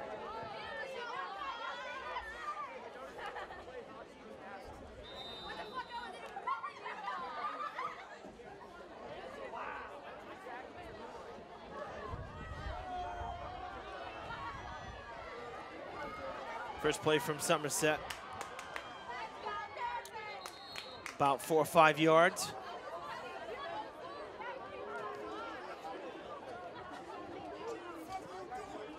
Actually 7. Wow, a little more than I thought. So 2nd and about 3rd and 4, or 2nd and 3rd or 4, kind of in between again. Good first down run for the Blue Raiders. Same play the other way. Going with Corey Riendo. And it'll be a first down for the Blue Raiders. Super power right, super power left, double handoff. I mean, that's it. It's 4 or 5 plays. That's all they're running at you. But now it's like a no huddle. They've got Durfee. Yep. Not even set. Not even set, and a timeout. I saw Coach Freitas on the other side going like this, doing kind of the windmill with his arm, like, let's go. Yeah, they were looking. They were trying to push it. Durfee. Durfee's got a few linemen going both ways. Yeah. Robitaille there in the middle. Elijah's the other kid, 58 there. He's been playing a lot on both sides of the ball. Javen. Yeah, Babola. He's 6'4", 345. He's listed at. He's a big boy. And yeah, so you get those guys on both sides of the ball. You start, Somerset's got a little bit smaller, maybe quicker linemen, where Durfee's got the bigger guys. Get into the no-huddle situation. You just hope that, we've mentioned the new rules. Hopefully the timeout doesn't come back to bite you in a close game, right? I think that's probably a little bit of a thing to keep in mind as a coaching staff, too. Like, it used to be, we're never going to run out of timeouts. You get a million of them, but now you only get 3, so it's a little bit more strategy, I would think, comes into play when, hey, we can't really burn them. You guys got to get out there and get set. Yeah, and it was one of those, you're going no huddle and you're trying to make a substitution. Normally you don't do the substitutions on no huddle. That's what the benefit of it is for an offense, is you're keeping the defense out there play after play. You can't get them off the field. I think they got a hold on White. Say it ain't so. I'd be shocked. There is a flag, and I think you're right. And I think it's the same guy. He's going to break a record.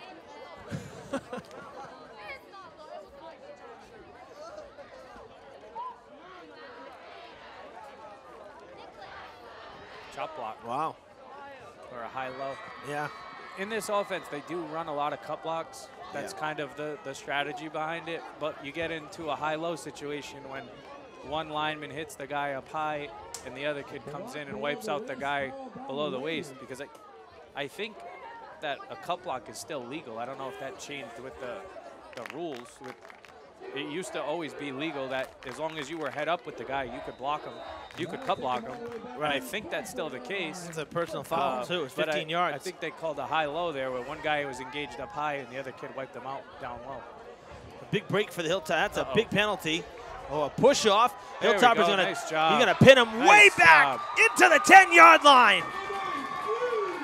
A huge stop for the Hilltoppers, taking them back another 15. Great job on defense. I thought the kid was going to turn the corner there, 32. Really? Rodriguez looked like he might be able to turn the corner, but great job by the Durfee defense, bottling him up, getting a bunch of helmets to the football, and now you've got 2nd and a mile. I know, I'm trying to do quick math, and I can't even see the hash marks. We're looking at, I think, 36. I want to say 2nd and 36. Yeah, you're on about the 10. You got to get to about the 50. Holy cow. 2nd and 36 by There's my a double estimation. handoff. Okay, good. Well, he's still on his feet and pushing forward. That's a big chunk of yards to get back. Yeah, well, that was a lot after the first contact. Yeah. He kind of dragged that pile for another 6 or 7 yards after the initial contact. It looked like they had him almost no gain. And so now we're looking at 3rd down and about 25.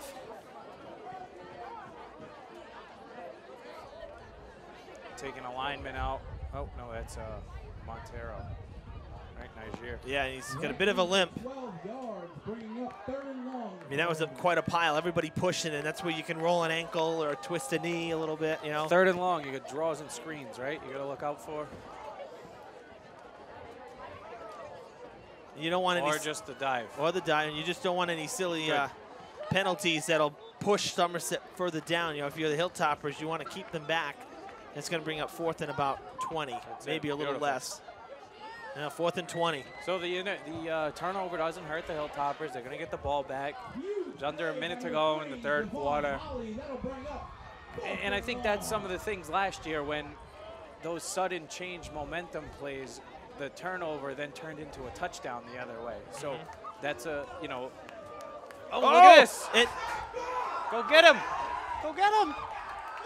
Oh, they still got that's incredible. By, that is absolutely insane that ball, Shaker. Didn't get, really. Shaker, what a job. You want to talk about regrouping? Oh, my gosh. I almost think. And Romero's limping as well, number 5. He's hurting big time. I don't know if he got stepped on or something, but he's hurting. I almost think Durfee was trying to set up a return there because they didn't really rush. Yeah. They had guys dropping off, probably trying to catch the punt and get a decent return off of it. And unfortunately, the kid got it off. That was a great play by Shaker, though, to get that ball That's incredible. off. I mean, that's about a 50-yard swing.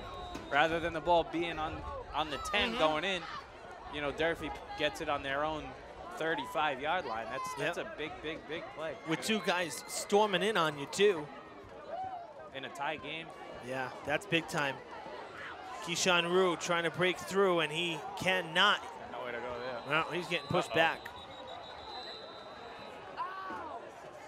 First down run does not pan out for the Hilltoppers. I don't know if that was by design or not, but I think Rue's had a lot more success running between the tackles than getting outside. Well, that's the conclusion of the 3rd quarter here. We've played 36 minutes of football, and we're right where we started here, tied up. It's 8-8 after 3. The Hilltoppers have the ball here after really good defensive drive there, I guess you could say. Yeah, defensive big stand. Great stand. Great job. Helped out by the high-low penalty, but we'll take it. Oh, I mean, we had a few drives killed in the first half by penalties, so whenever we get one back, it'll even it off a little bit. And I know there's a lot of game to play, but is there overtime? Do you know? If it gets there? Yeah. It's usually something that the coaches agreed upon. It used to be, I think they would just agree before the game. The coaches would have a conversation with the officials and say, hey, we're going to play overtime or we're not going to play overtime. But I don't know if that part of that rule change, and I wasn't trying to put you on the spot. No, that's okay. I'm going to be honest with you. What I recall from before any rule changes, the same rules would apply. Yeah, and that I've never seen, at least to my recollection, I've never seen a tie in the regular season. They still will play. We had one. That's why when Okay. So, yeah, I think when you're head on, you can. Yeah. Fourth quarter going to start here. 2nd and 12 for the Hilltoppers. Jake's like Mike Pereira on Fox. Right.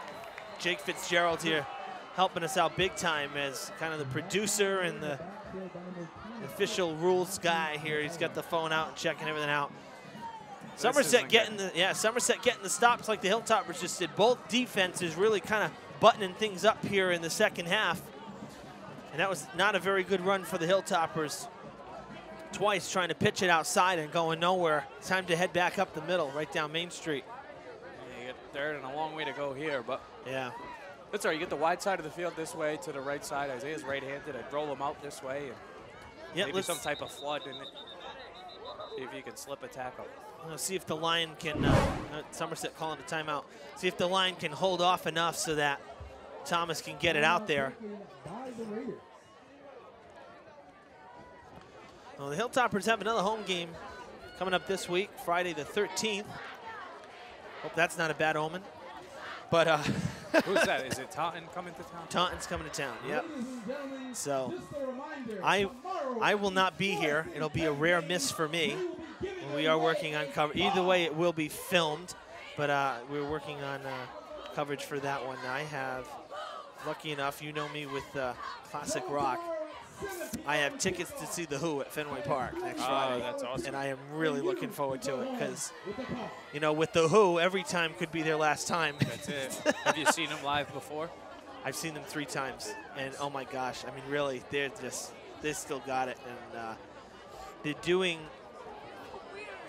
this tour with a 50-piece orchestra.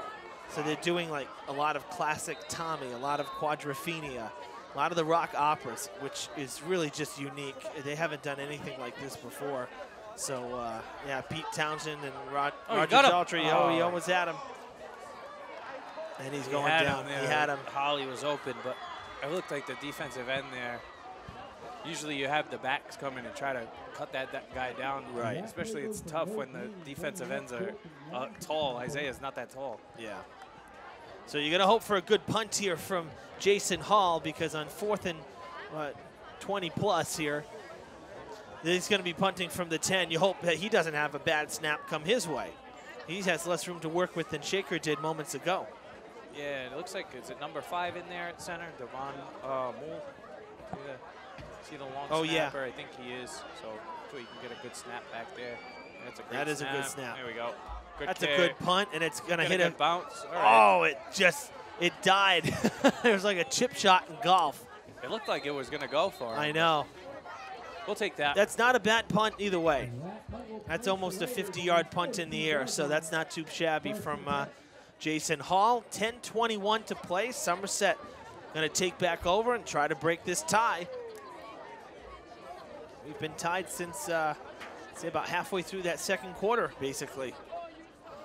Very little offense for the second consecutive year as these two teams square off in what's become basically an annual tradition. You know, we started with Barnstable for a couple years in a row on opening day. Then we had Conley come in. We called it the Battle on Ellsbury Street 2 years in a row. And then ever since, we've seen Somerset, like I said, I want to say maybe 4 or 5 years. Look at that run. And it used to be more, I think with all of the division realignments and things, and I think that's why this game works at this point in the season, because I think Somerset is now, they have more league games. So I don't think there's many non-league games, and I know Durfee always struggles to get games because you only get 2 league games, so every sport. Right, but now, of course, with the change, you must not. No. Is that effective this year or is going forward? No more Big 3. We're done. So it's a Big 5, right? It's the Southeast. Yep. So BR and Dartmouth will join Brockton and New Bedford and Durfee to form one 5-team league. But is BR on the schedule this year? They're not on the football schedule. Yeah, they are. They are? I think it's an away game. Oh, okay. Well, I mean, that makes, you know, that's good. I think having a league is a good thing. I agree. You know, the Big 3, you play 4 league games. You know, in other sports you play 4 league games. In football you play 2. And one of them's on Thanksgiving when the playoffs are effectively done. Right. And I'm not a fan of. There you go. Looked like a little confusion there from Somerset. Yeah. I am not a big fan of changing the Thanksgiving Day game. You got to keep it as is. You have to keep that. So. But I have to tell you, and I've said it before, and I am just not a big fan of, or had not been a big fan of the Big Three, because it really, after you've seen other teams in the area playing, 5 or 6 other conference opponents, it's just like, it just doesn't work. Football, boys varsity football. No, I'm sorry. BR is not on the original schedule. We have Dartmouth, though, so that's going to count. But now, see, that's interesting to me, because if it's a conference thing, then I think we should have to play BR. But I think this schedule might have already been all locked in by the time all those votes and the red tape was. Because we're playing Barnstable. We have Barnstable's on the schedule. They're the last regular season home game. So the league is I'm sorry, Durfee. regular season game. So the league is Durfee, New Bedford, Brockton, Dartmouth, BR, and Barnstable? No, so that's actually, Barnstable is really kind of the school that got this kind of started. They wanted to get out of the OC, the old colony, which was BR, Dartmouth, and Barnstable, and go down the Cape and stay on the Cape with basically like a super league. Right. And that's not to say that they wouldn't come here to play, which they are, but to have conference games be on the Cape. Sure. This is a huge play here. I don't mean to cut you off. It certainly is. But they are punting. They're going to punt. It's 4th and 5. And they're calling. Somerset's going to call a timeout. Timeout.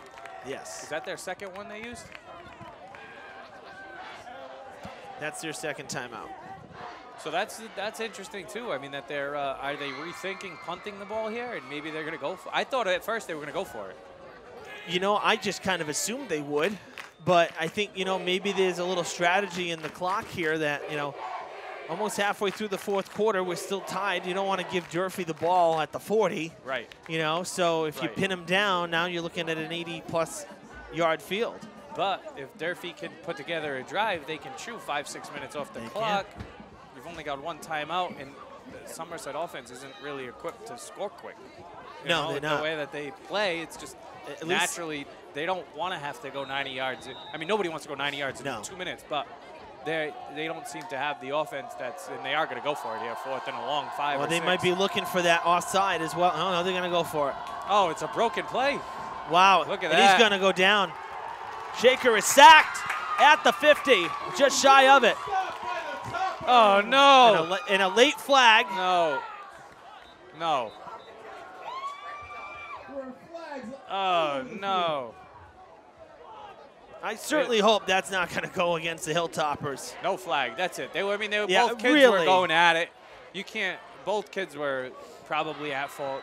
Yeah. You probably could have called the offsetting penalties. Yeah. Put them both in timeout for a play and let them get back out there.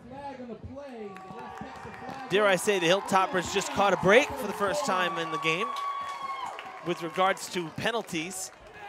And there really haven't actually been many in the second half. It's I hope it doesn't balloon here at the end of the 4th quarter. But Durfee will take over from their own 48-yard line with just over 7.5 minutes to play in the game. Still tied here at 8.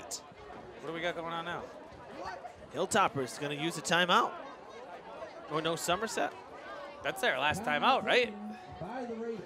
If we know what we're talking about, it's their last timeout. Yeah, that's the 3rd timeout of the half. So based on the rule change and what we've been told, this should be Somerset's last timeout. And I don't think and look at Coach is out on the field. I think he almost wanted to talk to the official about why the flag was pulled, because look, he's not happy.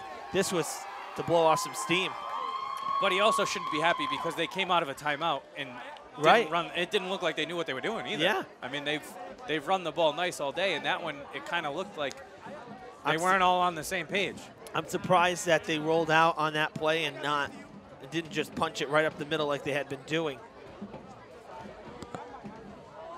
All right, back to the line. This is the formation that Durfee's had a lot of success out of tonight. You get the tight end on the right, fullback to the right. It's like an old school I, but you're in shotgun. Yep. And they've been running it right at him, and I think that's what we're going to see right here. Got to hold the ball. That's the key. Tough handoff. It was a high snap. There's a flag down. Boy. And I that hope you one's... didn't jinx us with the flag, Jeff. Yeah, probably did. You've been wrong all night, and now I'm the jinx. High snap. I mean, this is where you got to dig in a little bit mentally, too, because the first game of the year, yeah, guys are playing both ways.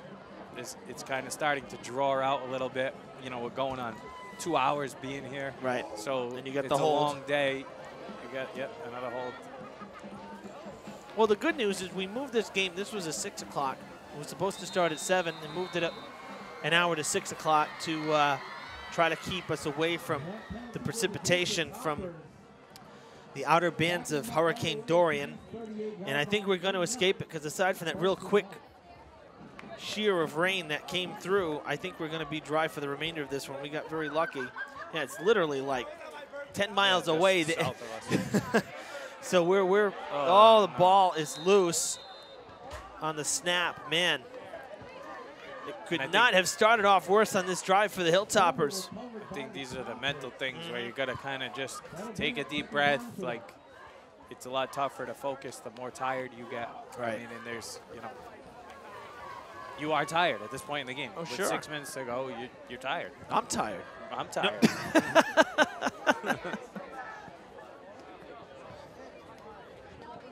But I think, this is when games are won, right? I mean, this is what happened last year. It was a tie game, nothing, 0-0 in Somerset.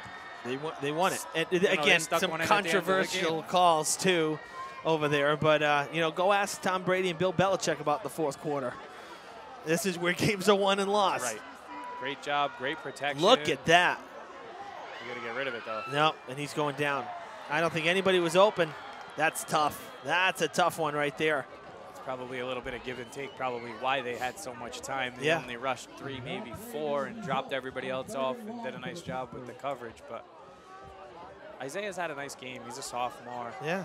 He's going to learn. I mean, it's third and a long way here, so you don't want to try to force one in. Still got a lot of time if you do have to punt. The important thing is not turning the ball over and giving up a big play. Maybe there's a screen or something here. They got 4 wide receivers. Jay Hall looks like the only back in the backfield. Yeah, and I love, you mentioned this, Thomas being a sophomore. I love that.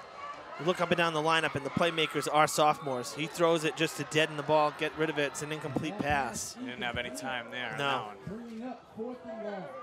Wow. 4th and, let's say 26, just by the naked eye, at least 26 yards, maybe 25 yards. A long way.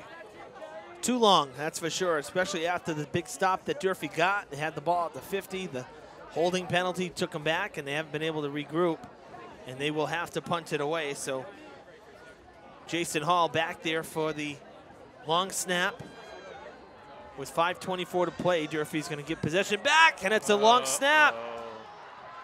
Oh, my goodness gracious.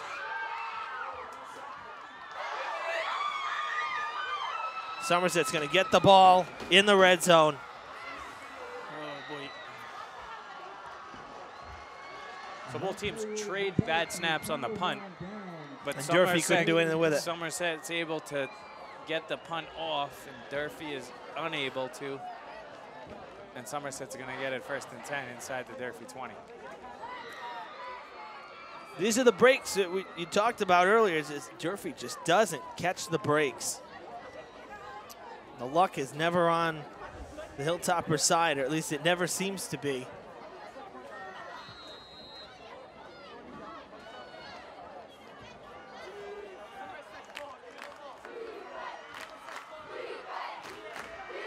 You need a big play now on defense. Get it back. Oh, you need a huge play. You're hoping for a turnover here. Oh, he's got plenty. It was like a follow the leader type play. Had some blocking. I think that was that Romero? I think it was Romero. It was, yeah, 32. Oh, no. Rodriguez. Romero was number 5. Rodriguez is 32. So what looked like a really good run, it was only 2 yards. So 2nd and 8. But again, at this... But it could have been a 2-yard loss. He made a couple of moves. Right. At this point, this location on the field as well, you know, this is a easy 4-down offense, so 2 or 3 yards of play is good enough. Looked like he moved, yeah. Well, the 3 Hilltopper coaches sure thought it was a false start, but the officials kept the flags pocketed on that one.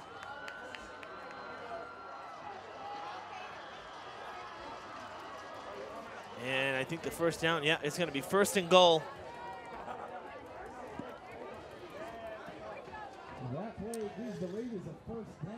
This is where you get a little strategy with the clock, too. I mean,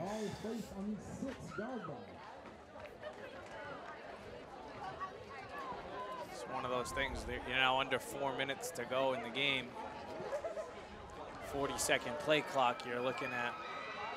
Romero. You know, but I think he's going to get in here. Right at the 1. Holy cow. It'd almost be better off if he got in on that. I know, because now it's going to take us down to 3 minutes. Yeah, they don't have to snap it till the 3-minute mark. And I hate thinking like that because you never want to let somebody score. Oh, I know. You know, but it's kind of one of those things where at this point in the game, with this much time, all things considered, I don't know. Somerset trying to punch it in and retake the lead. I don't think he got in. No, he was stopped again. But again, it's hurting the Hilltoppers almost to wait as well. It's a double-edged sword. And a timeout.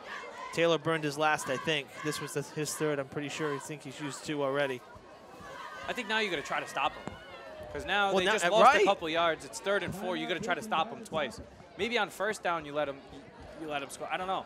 I think right here you got 2 chances and you got to try to stop him. I think. But again, what do I know? You know a lot. You've been on the field. You played, you coached. You know a lot. And it's true. It's a good scenario because, I mean, on 1st down, I think you let him score. Right now, if they were close enough, if they were, you know, here. But in this situation, I think you have to try to stop him twice. And that, you know, effectively will take you down just under 2 minutes. We're at 3:05. If you stop them twice, you're looking at a 2-minute game. Mind you, from the goal line. Correct. It's a false start. There it is.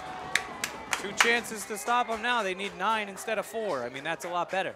Yeah. Wow. Big play. Hilltoppers trying to get the crowd into it, too. Our student cheering section has gotten quite a bit louder over these last couple minutes. I think you got to watch the pass on this. Yeah. Call me crazy, but I think you got to might roll watch out. a little, you know, sneak somebody out. The tight end or...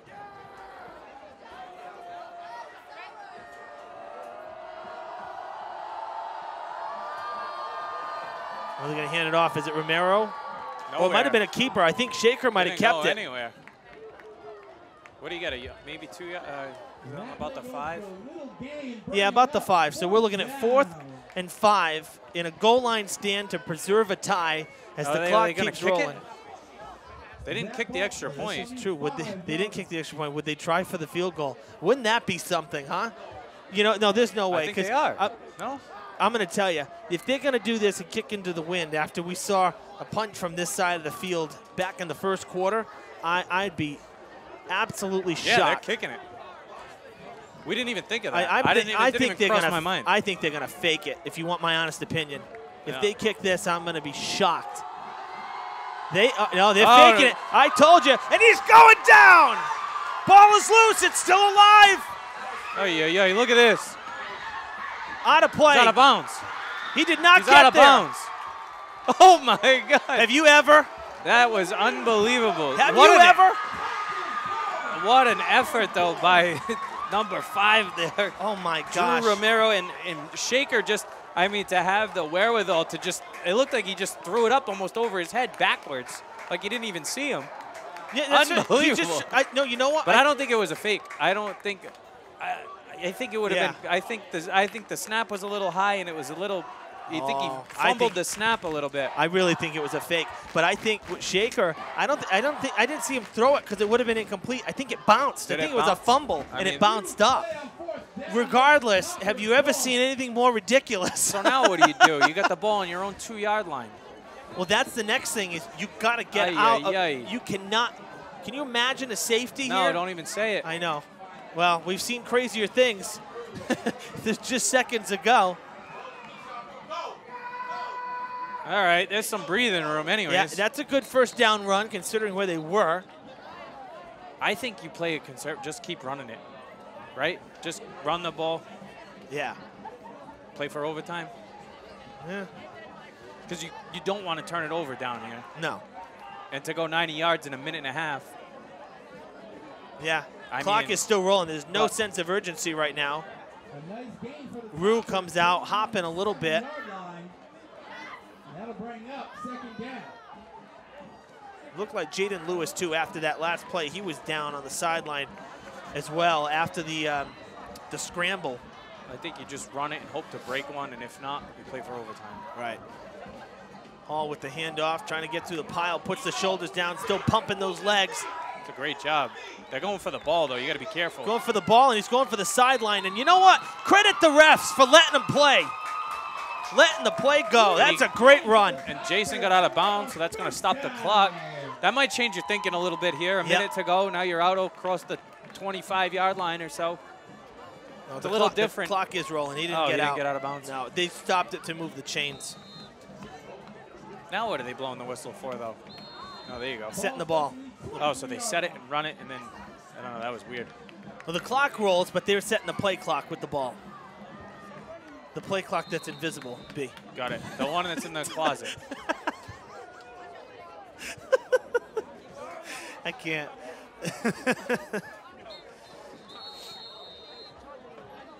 36 seconds. Clock is stopped.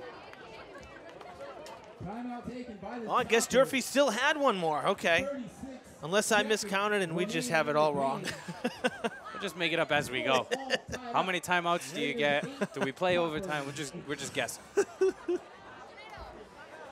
just call it opening night jitters.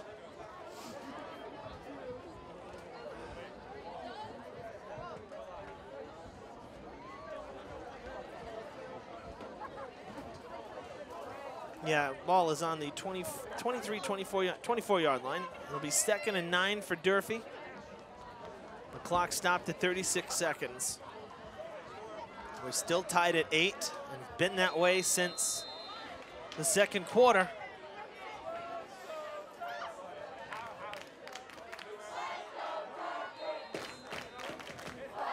I've done one overtime game. This is my 8th season. One overtime game. No, I'm sorry. Take that back. 2. One was Thanksgiving.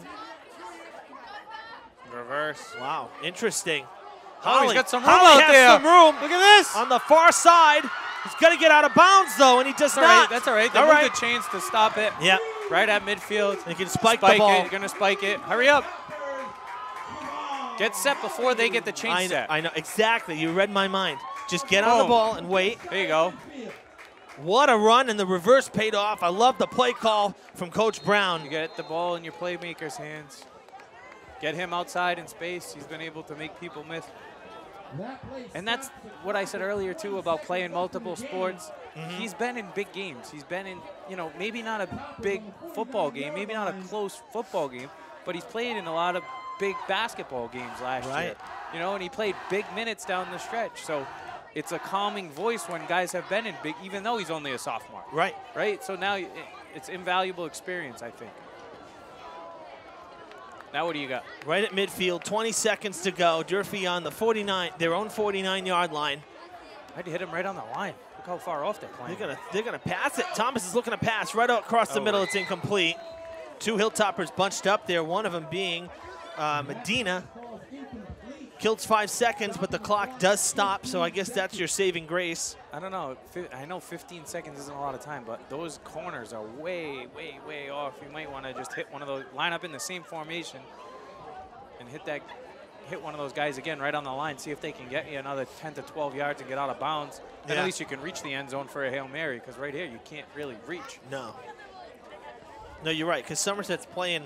So to see how far off they Yeah. are, if, you know, I don't know. I would maybe hit this kid right on the line here. 14, he can't, I don't know. But it's hard when you don't practice, though. If you don't have that play in the playbook, Yeah. it's hard to just draw it up like you're playing in the schoolyard. Oh, boy, look out. Thomas is going down. That was one of Coach Winarski's things. Yeah. If we didn't practice it during the week, we're not doing it on Friday night. Yeah, makes sense. And that's going to take us to the end of regulation. Tied at 8 after 4 quarters.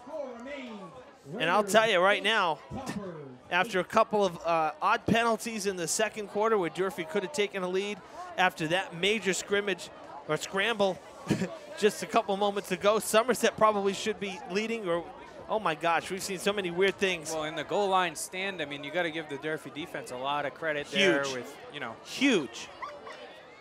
2 minutes. 2 minutes of overtime. No, I think they're just like a 2 minute like break, like a 2 minute like Oh, halftime. timeout. Yeah, So yeah. Give So- everybody a chance to catch their breath. And So it's been a while, but the last overtime game that I did, it was Thanksgiving, and we also had one. We had one. Conley had a playoff game. This is like maybe 5 years ago, 6 years ago, out at Southeastern, and it went to overtime. Basically, both teams got a chance to possess the ball from the 10, right? From the 10. Conley made the stop because they went on defense. I remember this. So they made the stop. Then they got the ball back and they were able to kick a field goal to win it.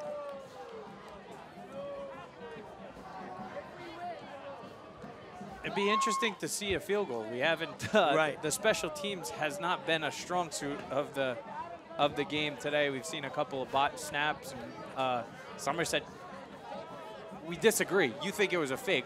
You think it was a design fake. I think they were designing to. I think it was set up and it was supposed to be kicked. I think the snap was a little high or fumbled, and that's why that play went and turned into mayhem. And the only reason why I think that is because at that point in the game, you're going to pick your best play.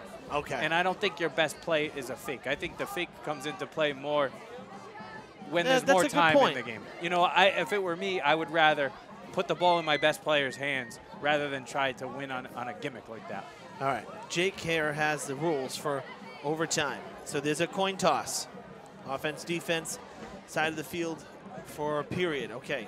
Loser of the toss has the option for even-numbered periods. Scoring. They attempt a field goal at any time. May only go for 2.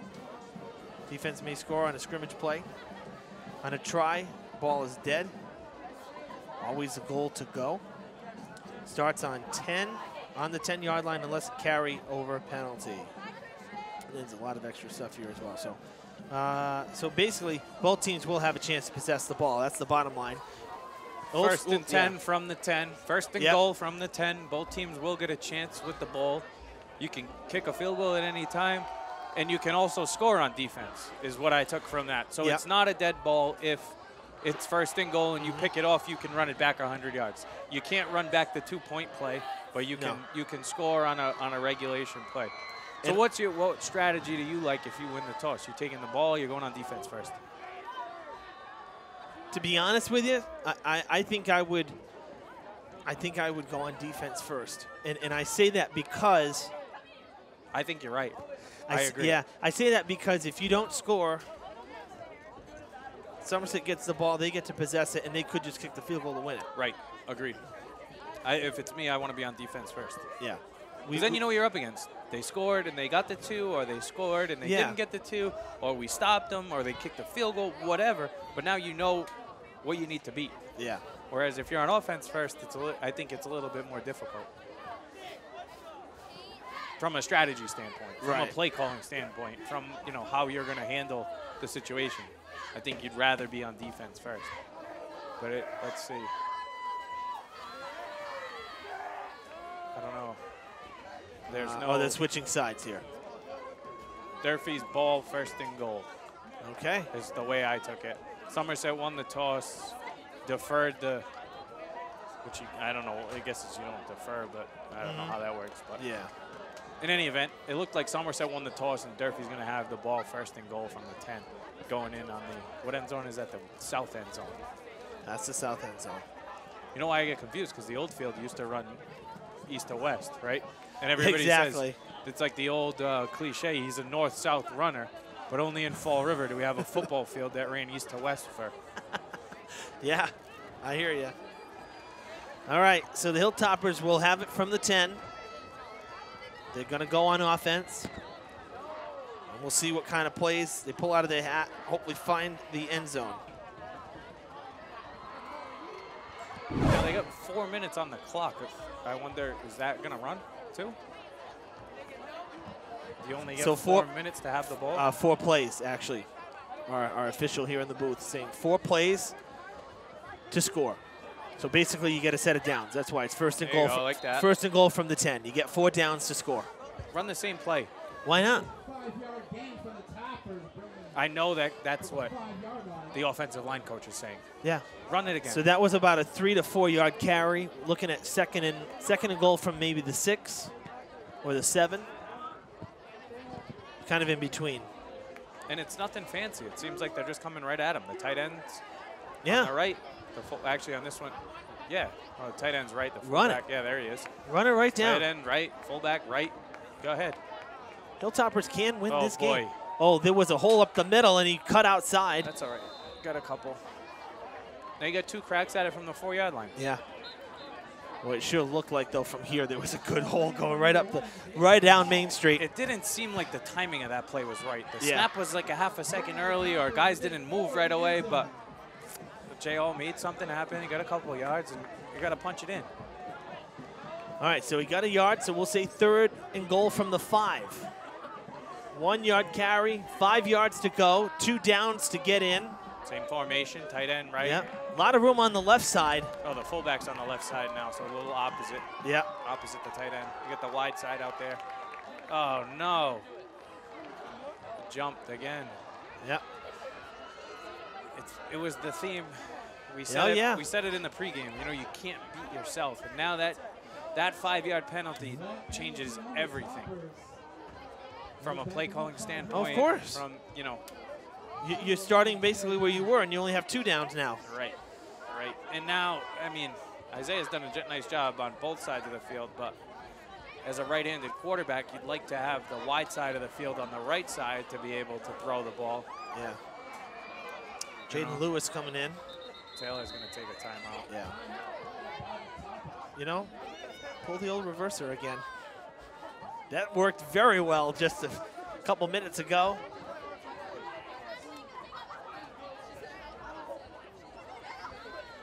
Overtime on opening night. It's been a great game, though. I mean, aside from that, the end of the second quarter there where things seemed to got a little out of hand. Yeah. Pretty well played game on both sides. Definitely interesting with keep you on your toes with the bad snap and the ball bouncing around in the close to the end zone, but the Durfee defense came up big in the fourth quarter, and here we are, hoping they can punch one in overtime. So 3rd and goal from the 9 after the penalty. They traded the tight end for another receiver. He's going to throw it. He's going to throw it to He's the end zone. He's in. He has him. Touchdown, Hilltoppers! All right. Montero with the catch. Great job by the offensive line. Great job by Thomas stepping up in the pocket. Hitting Montero on the little out route. Now here's a big play here. I think you have to go for 2. They're looking up saying, are we going to kick it? But according to that rule, you had to go for 2 on that paper we just read. Yeah. So I don't know. But they must have discussed that before the overtimes. Yeah, they're going for 2. Isaiah's staying out there. Yeah, to be honest with you, you know that Somerset's going to go for 2. So at this rate, if you kicked it and you're up by 7 and they go for 2 and they win it by 8, right? Doesn't matter if you made this or not anyway. You might as well go for this. What do you think here? What do I think? You know, I didn't expect the pass there, that's for sure. So right. I think I'm going to give it to Jay Hall again, right off tackle. That's what I'd like to 3 see. yards. That's what I'd like to see. Right behind your big center and your big right tackle. Although there's the ball's no at tight the end, 2, right? the They put it at the 2 yard line, the right? 3, yeah. Or the 3, yeah. Uh-oh. Oh, he's Good gonna job. get in. He got in. Two-point conversion is good, and the Hilltoppers lead it 16-8. Great effort.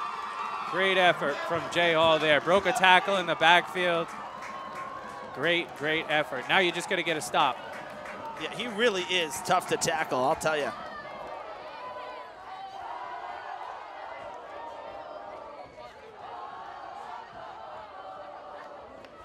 That two-point conversion is good.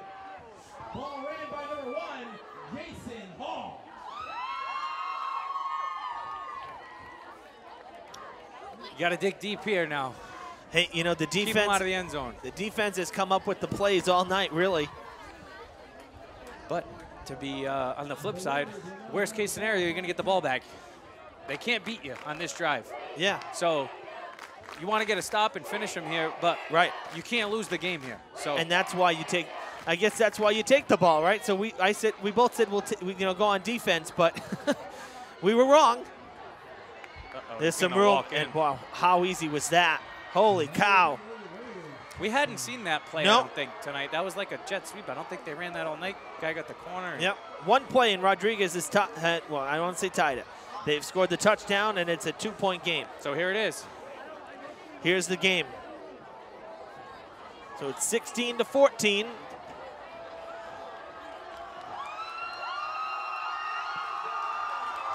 And this can win the game for the Hilltoppers if they can get the stop.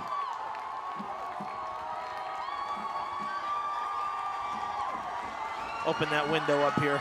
Too many smudges. Should have done that earlier. I know, you know. I don't know why. You know why I shut it? Because it was raining, and I never reopened it. It's not like it's that cold out. It's not November football, that's for sure. All right, here we go. Hilltoppers defense trying to nail down the win here, but it'll have to wait.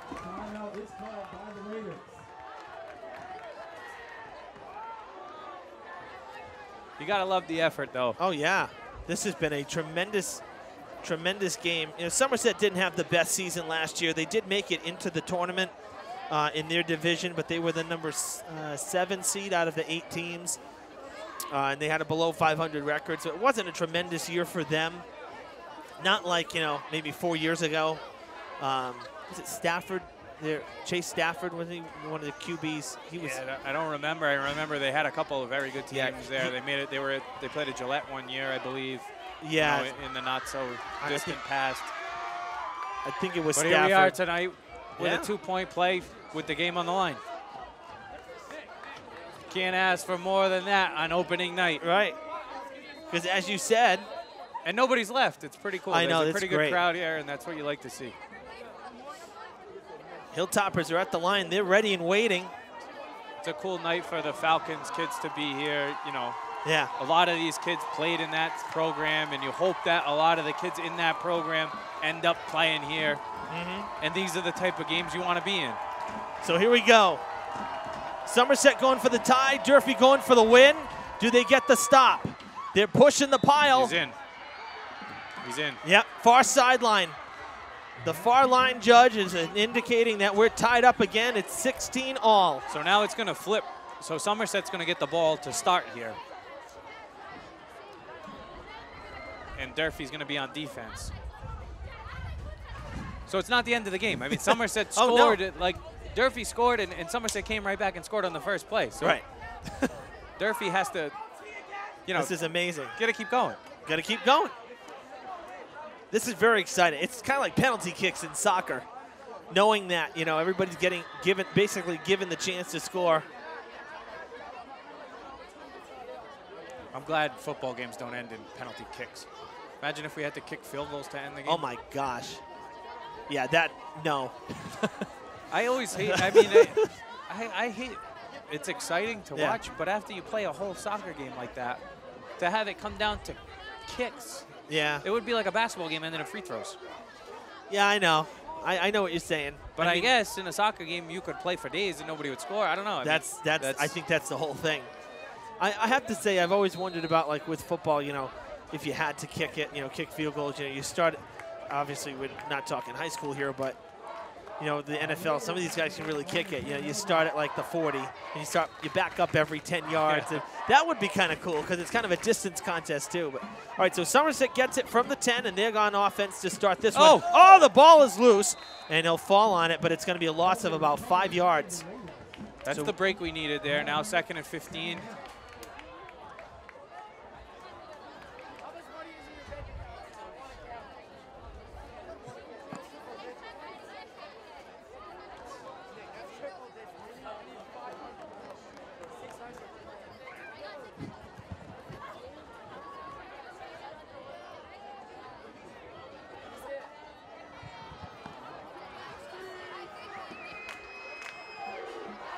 All right, 2nd and goal from the 15 after the 5-yard loss. It's a bigger Double field. handoff. Yep, going for the reversal, basically. Rodriguez, who just scored, is going to get a big chunk of yards back. And he's awfully close to the goal line. Or does he get across the 5, or is he right at the 5, I think? He did a great job waiting for his blockers to kind of get out in front of him and pin that corner out, because the corner on the backside stayed home. Durfee looked like they were in pretty good position, but he had a couple of linemen out in front of him that cleared the way. And 3rd and goal from the 5.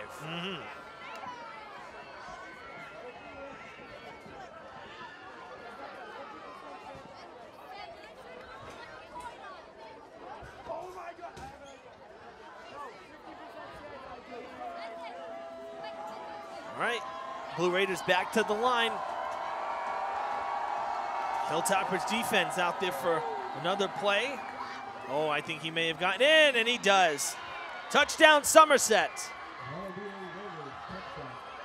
22-16.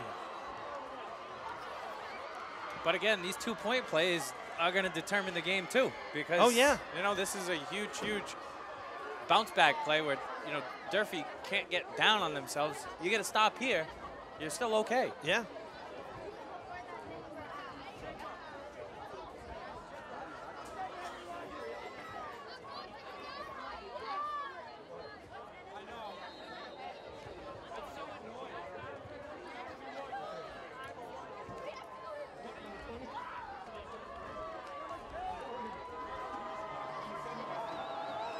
Double handoff. Another one. Oh, Tipped did he him get out. stopped? They Sure. stopped him. Great job by the Durfee defense. That's a huge, huge, huge play. Corey Riendo could not get in. He was stopped short. Great job by the Wow. Durfee defense. All right, so as you said now, the Hilltoppers can win it here. That's it, a score and a 2-pointer. One of the Hilltoppers down, though, on the far side. Who's that? Number 40, looks like. Is that on her? Number Sebastian. 40 is, Sebastian Centeo, excuse me.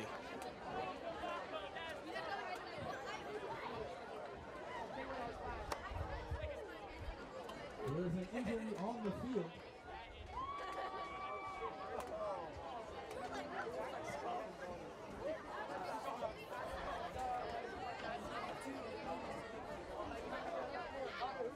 Seems to be all right. Yeah, he's getting up and walking off on his own power, but definitely shaking up, took the helmet off.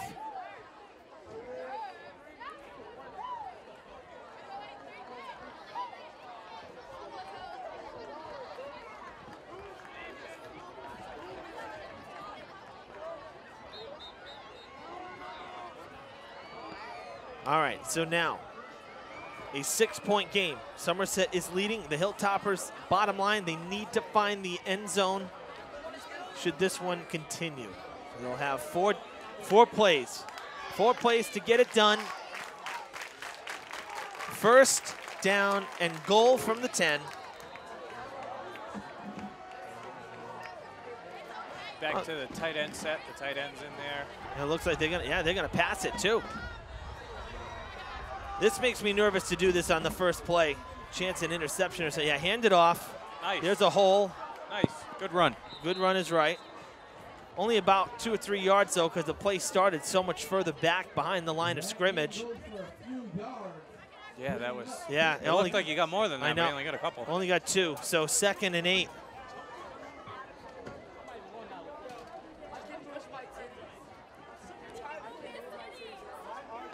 If you lined up under center in a run formation, he's probably at the 5 right now.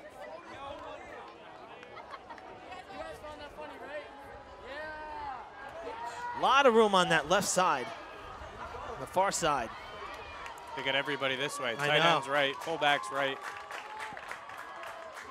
Sweep out this way. Oh, there's some Go room. ahead, cut it up, get in. Oh, he's going to be just short. Good effort, though, great Yeah. effort. Javon again. Let's see, that's Holly number 3. It looks like they had to move Niger up to tight end on this. Oh, here he comes back, number 11. That's Mick. Yeah. He's been playing tight end, and Niger's been in the backfield with Jay Hall, and I think that's what they're going to go with here. Get the tight end, the fullback, and Jay behind the quarterback. Great run by Javon. So the ball's at the 2, and this is once again one of those situations where you got to preach no penalties. You got 2 downs to go 2 yards. 3rd and goal from the 2 to tie it up. They'll hand it off. There he is. And he's in. Touchdown! All right. 22-22. And now the There it Hilltoppers is. can win it. Great job up front by the offensive line again. Nice hole to run through. Beautiful. That was a great sequence of plays. And you got to love the resiliency, too. Durfee, Oh, yeah. they were down 8-0. They tied it up. I got to tell you, I know where. You know, then Somerset scores on the first play of the first overtime. Right. You know, they get the 2 points. They've continuously bounced back, you know, and you haven't seen that. Probably didn't really see that last year. When things started to go bad, it kind of snowballed. Tonight, they've had a couple of bad plays, and they've been able to stop the bleeding on multiple occasions, you know, to be able to keep the score tied at 8, to be able to force overtime and force double overtime. You know, and now here we are, and they get a chance to win it. They need 3 yards, and they win the game. 22-22. I don't think Durfee put up 3 touchdowns all last season in any game, to be honest with you. I mean, I know we're doing overtime rules here, but still, you know. No, and they've moved the ball tonight. I mean, Yeah. I think the offense has played pretty well. They've made some mistakes, but they've made a lot of mistakes that are easily corrected. Right. You know, Nothing egregious, that's for sure. Exactly. Very minor things. A couple of penalties killed the drive. You know, but it's week 1, so It's those week things 1. are easily fixed. And if you can get in the end zone here, it's all good. Here we go. For the win, the Hilltoppers going for 2. They'll hand it off. Oh, he's going to get stuffed. No. Oh, my goodness. Hey, why not keep playing? Here why we go. not keep playing? Let's keep playing all night. Oh, my gosh. And I know we've been praising Durfee, but you got to give Somerset some Oh, credit, yeah. too, you know? You kidding me? They were ready for that. And I have to tell you, they've come this way every time. I thought they would have gone the left side, far side of the field. Just because, again, there was quite a bit of room over there. Somerset was ready for this side of the field. Wow. All right. Here we go. We play on. What is this, triple overtime? 3rd overtime. 3rd overtime, and the Hilltoppers will get to. They're going to have the ball. They'll possess first.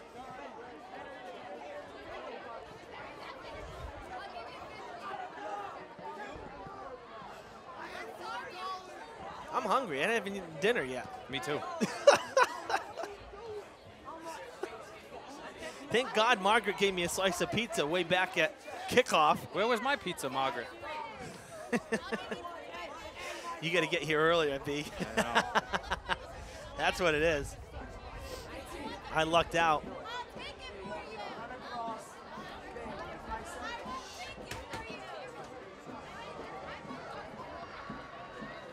All right, well, you got to empty the playbook, right? You got anything left? Any more tricks up your sleeve in here in the 3rd overtime? You know, just make sure you get in. Yeah. Because I don't know how many more stops the defense has. That's the bottom line. You got to at least You're gonna have to get one sooner or later. You got to at least get the touchdown here. Make sure you go up by 6. Oh, how about that dive? Oh. Style points. It doesn't count on the scoreboard, but it was fun to watch. We'll take it. I'd give it to him again. Same play. Jason Hall, and you know, there's not much cushion left on this field turf after 12 years. Yeah, this thing is beat, that's for sure. It could not have felt good. but he got 6 yards, and 2 of those extra yards coming thanks to the somersault. Holy cow. Man, we've seen it all on opening night. All right, 2nd and goal from the 4.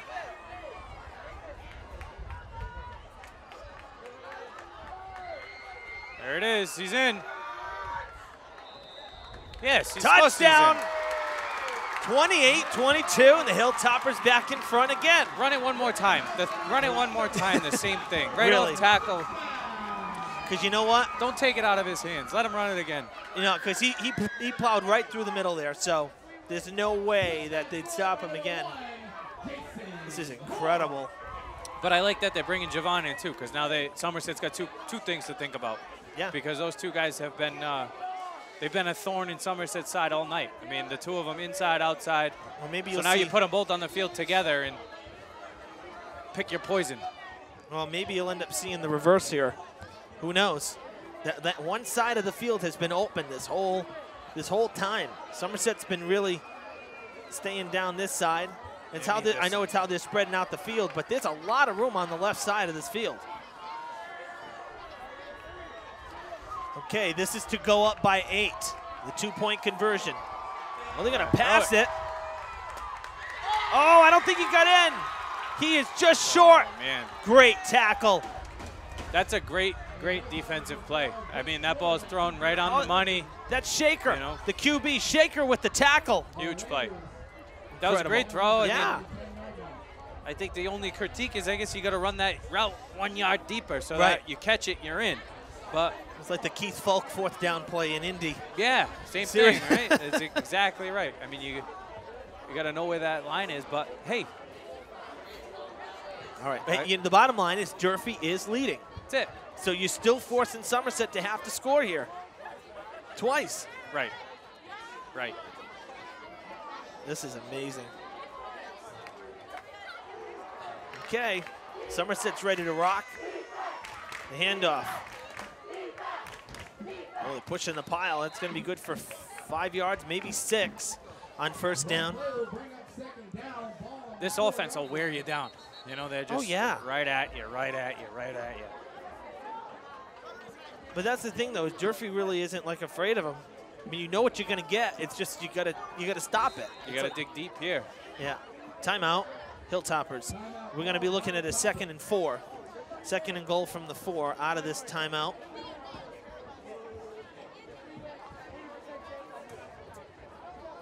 I'm so glad this thing didn't end in a tie. Oh, yeah. That can't end in a tie. Not in football. Not in football. We had one. I don't know what year it was, but we tied Dartmouth one year in the pouring rain. I think they just said, let's tie because everybody was soaked and it was pouring buckets. And I was like, let's just get out of here and call it quits. Yeah. Well, that worked out well because it was a good tune-up for our senior year at New Bedford in the Mud Bowl. Yeah. I'll never forget that. That was a lot of fun. That was incredible. We had a blast.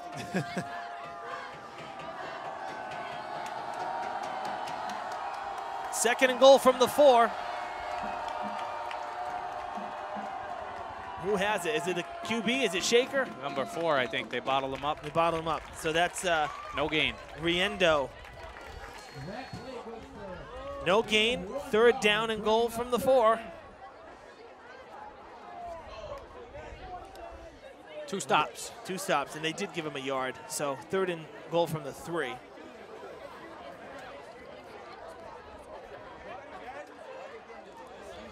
I'm glad we didn't start at 7 o'clock. We're pushing 10 here. We'd be falling asleep. We would have been pushing 10. You can't be falling asleep in this. No, of course not. We would have been pushing 10 o'clock, though, real time. Pitching it get out. Him. Oh, he's nice down. Play. There he is again. Jason Hall in the backfield. I tell you, the kid can play. Offense, defense. Big time play. That's a loss of 9 yards. It's going to be 4th and goal from the 12. And a stop here would win the game. Biggest play on defense of the game. Huge play. Huge play right here. Yeah, here we go.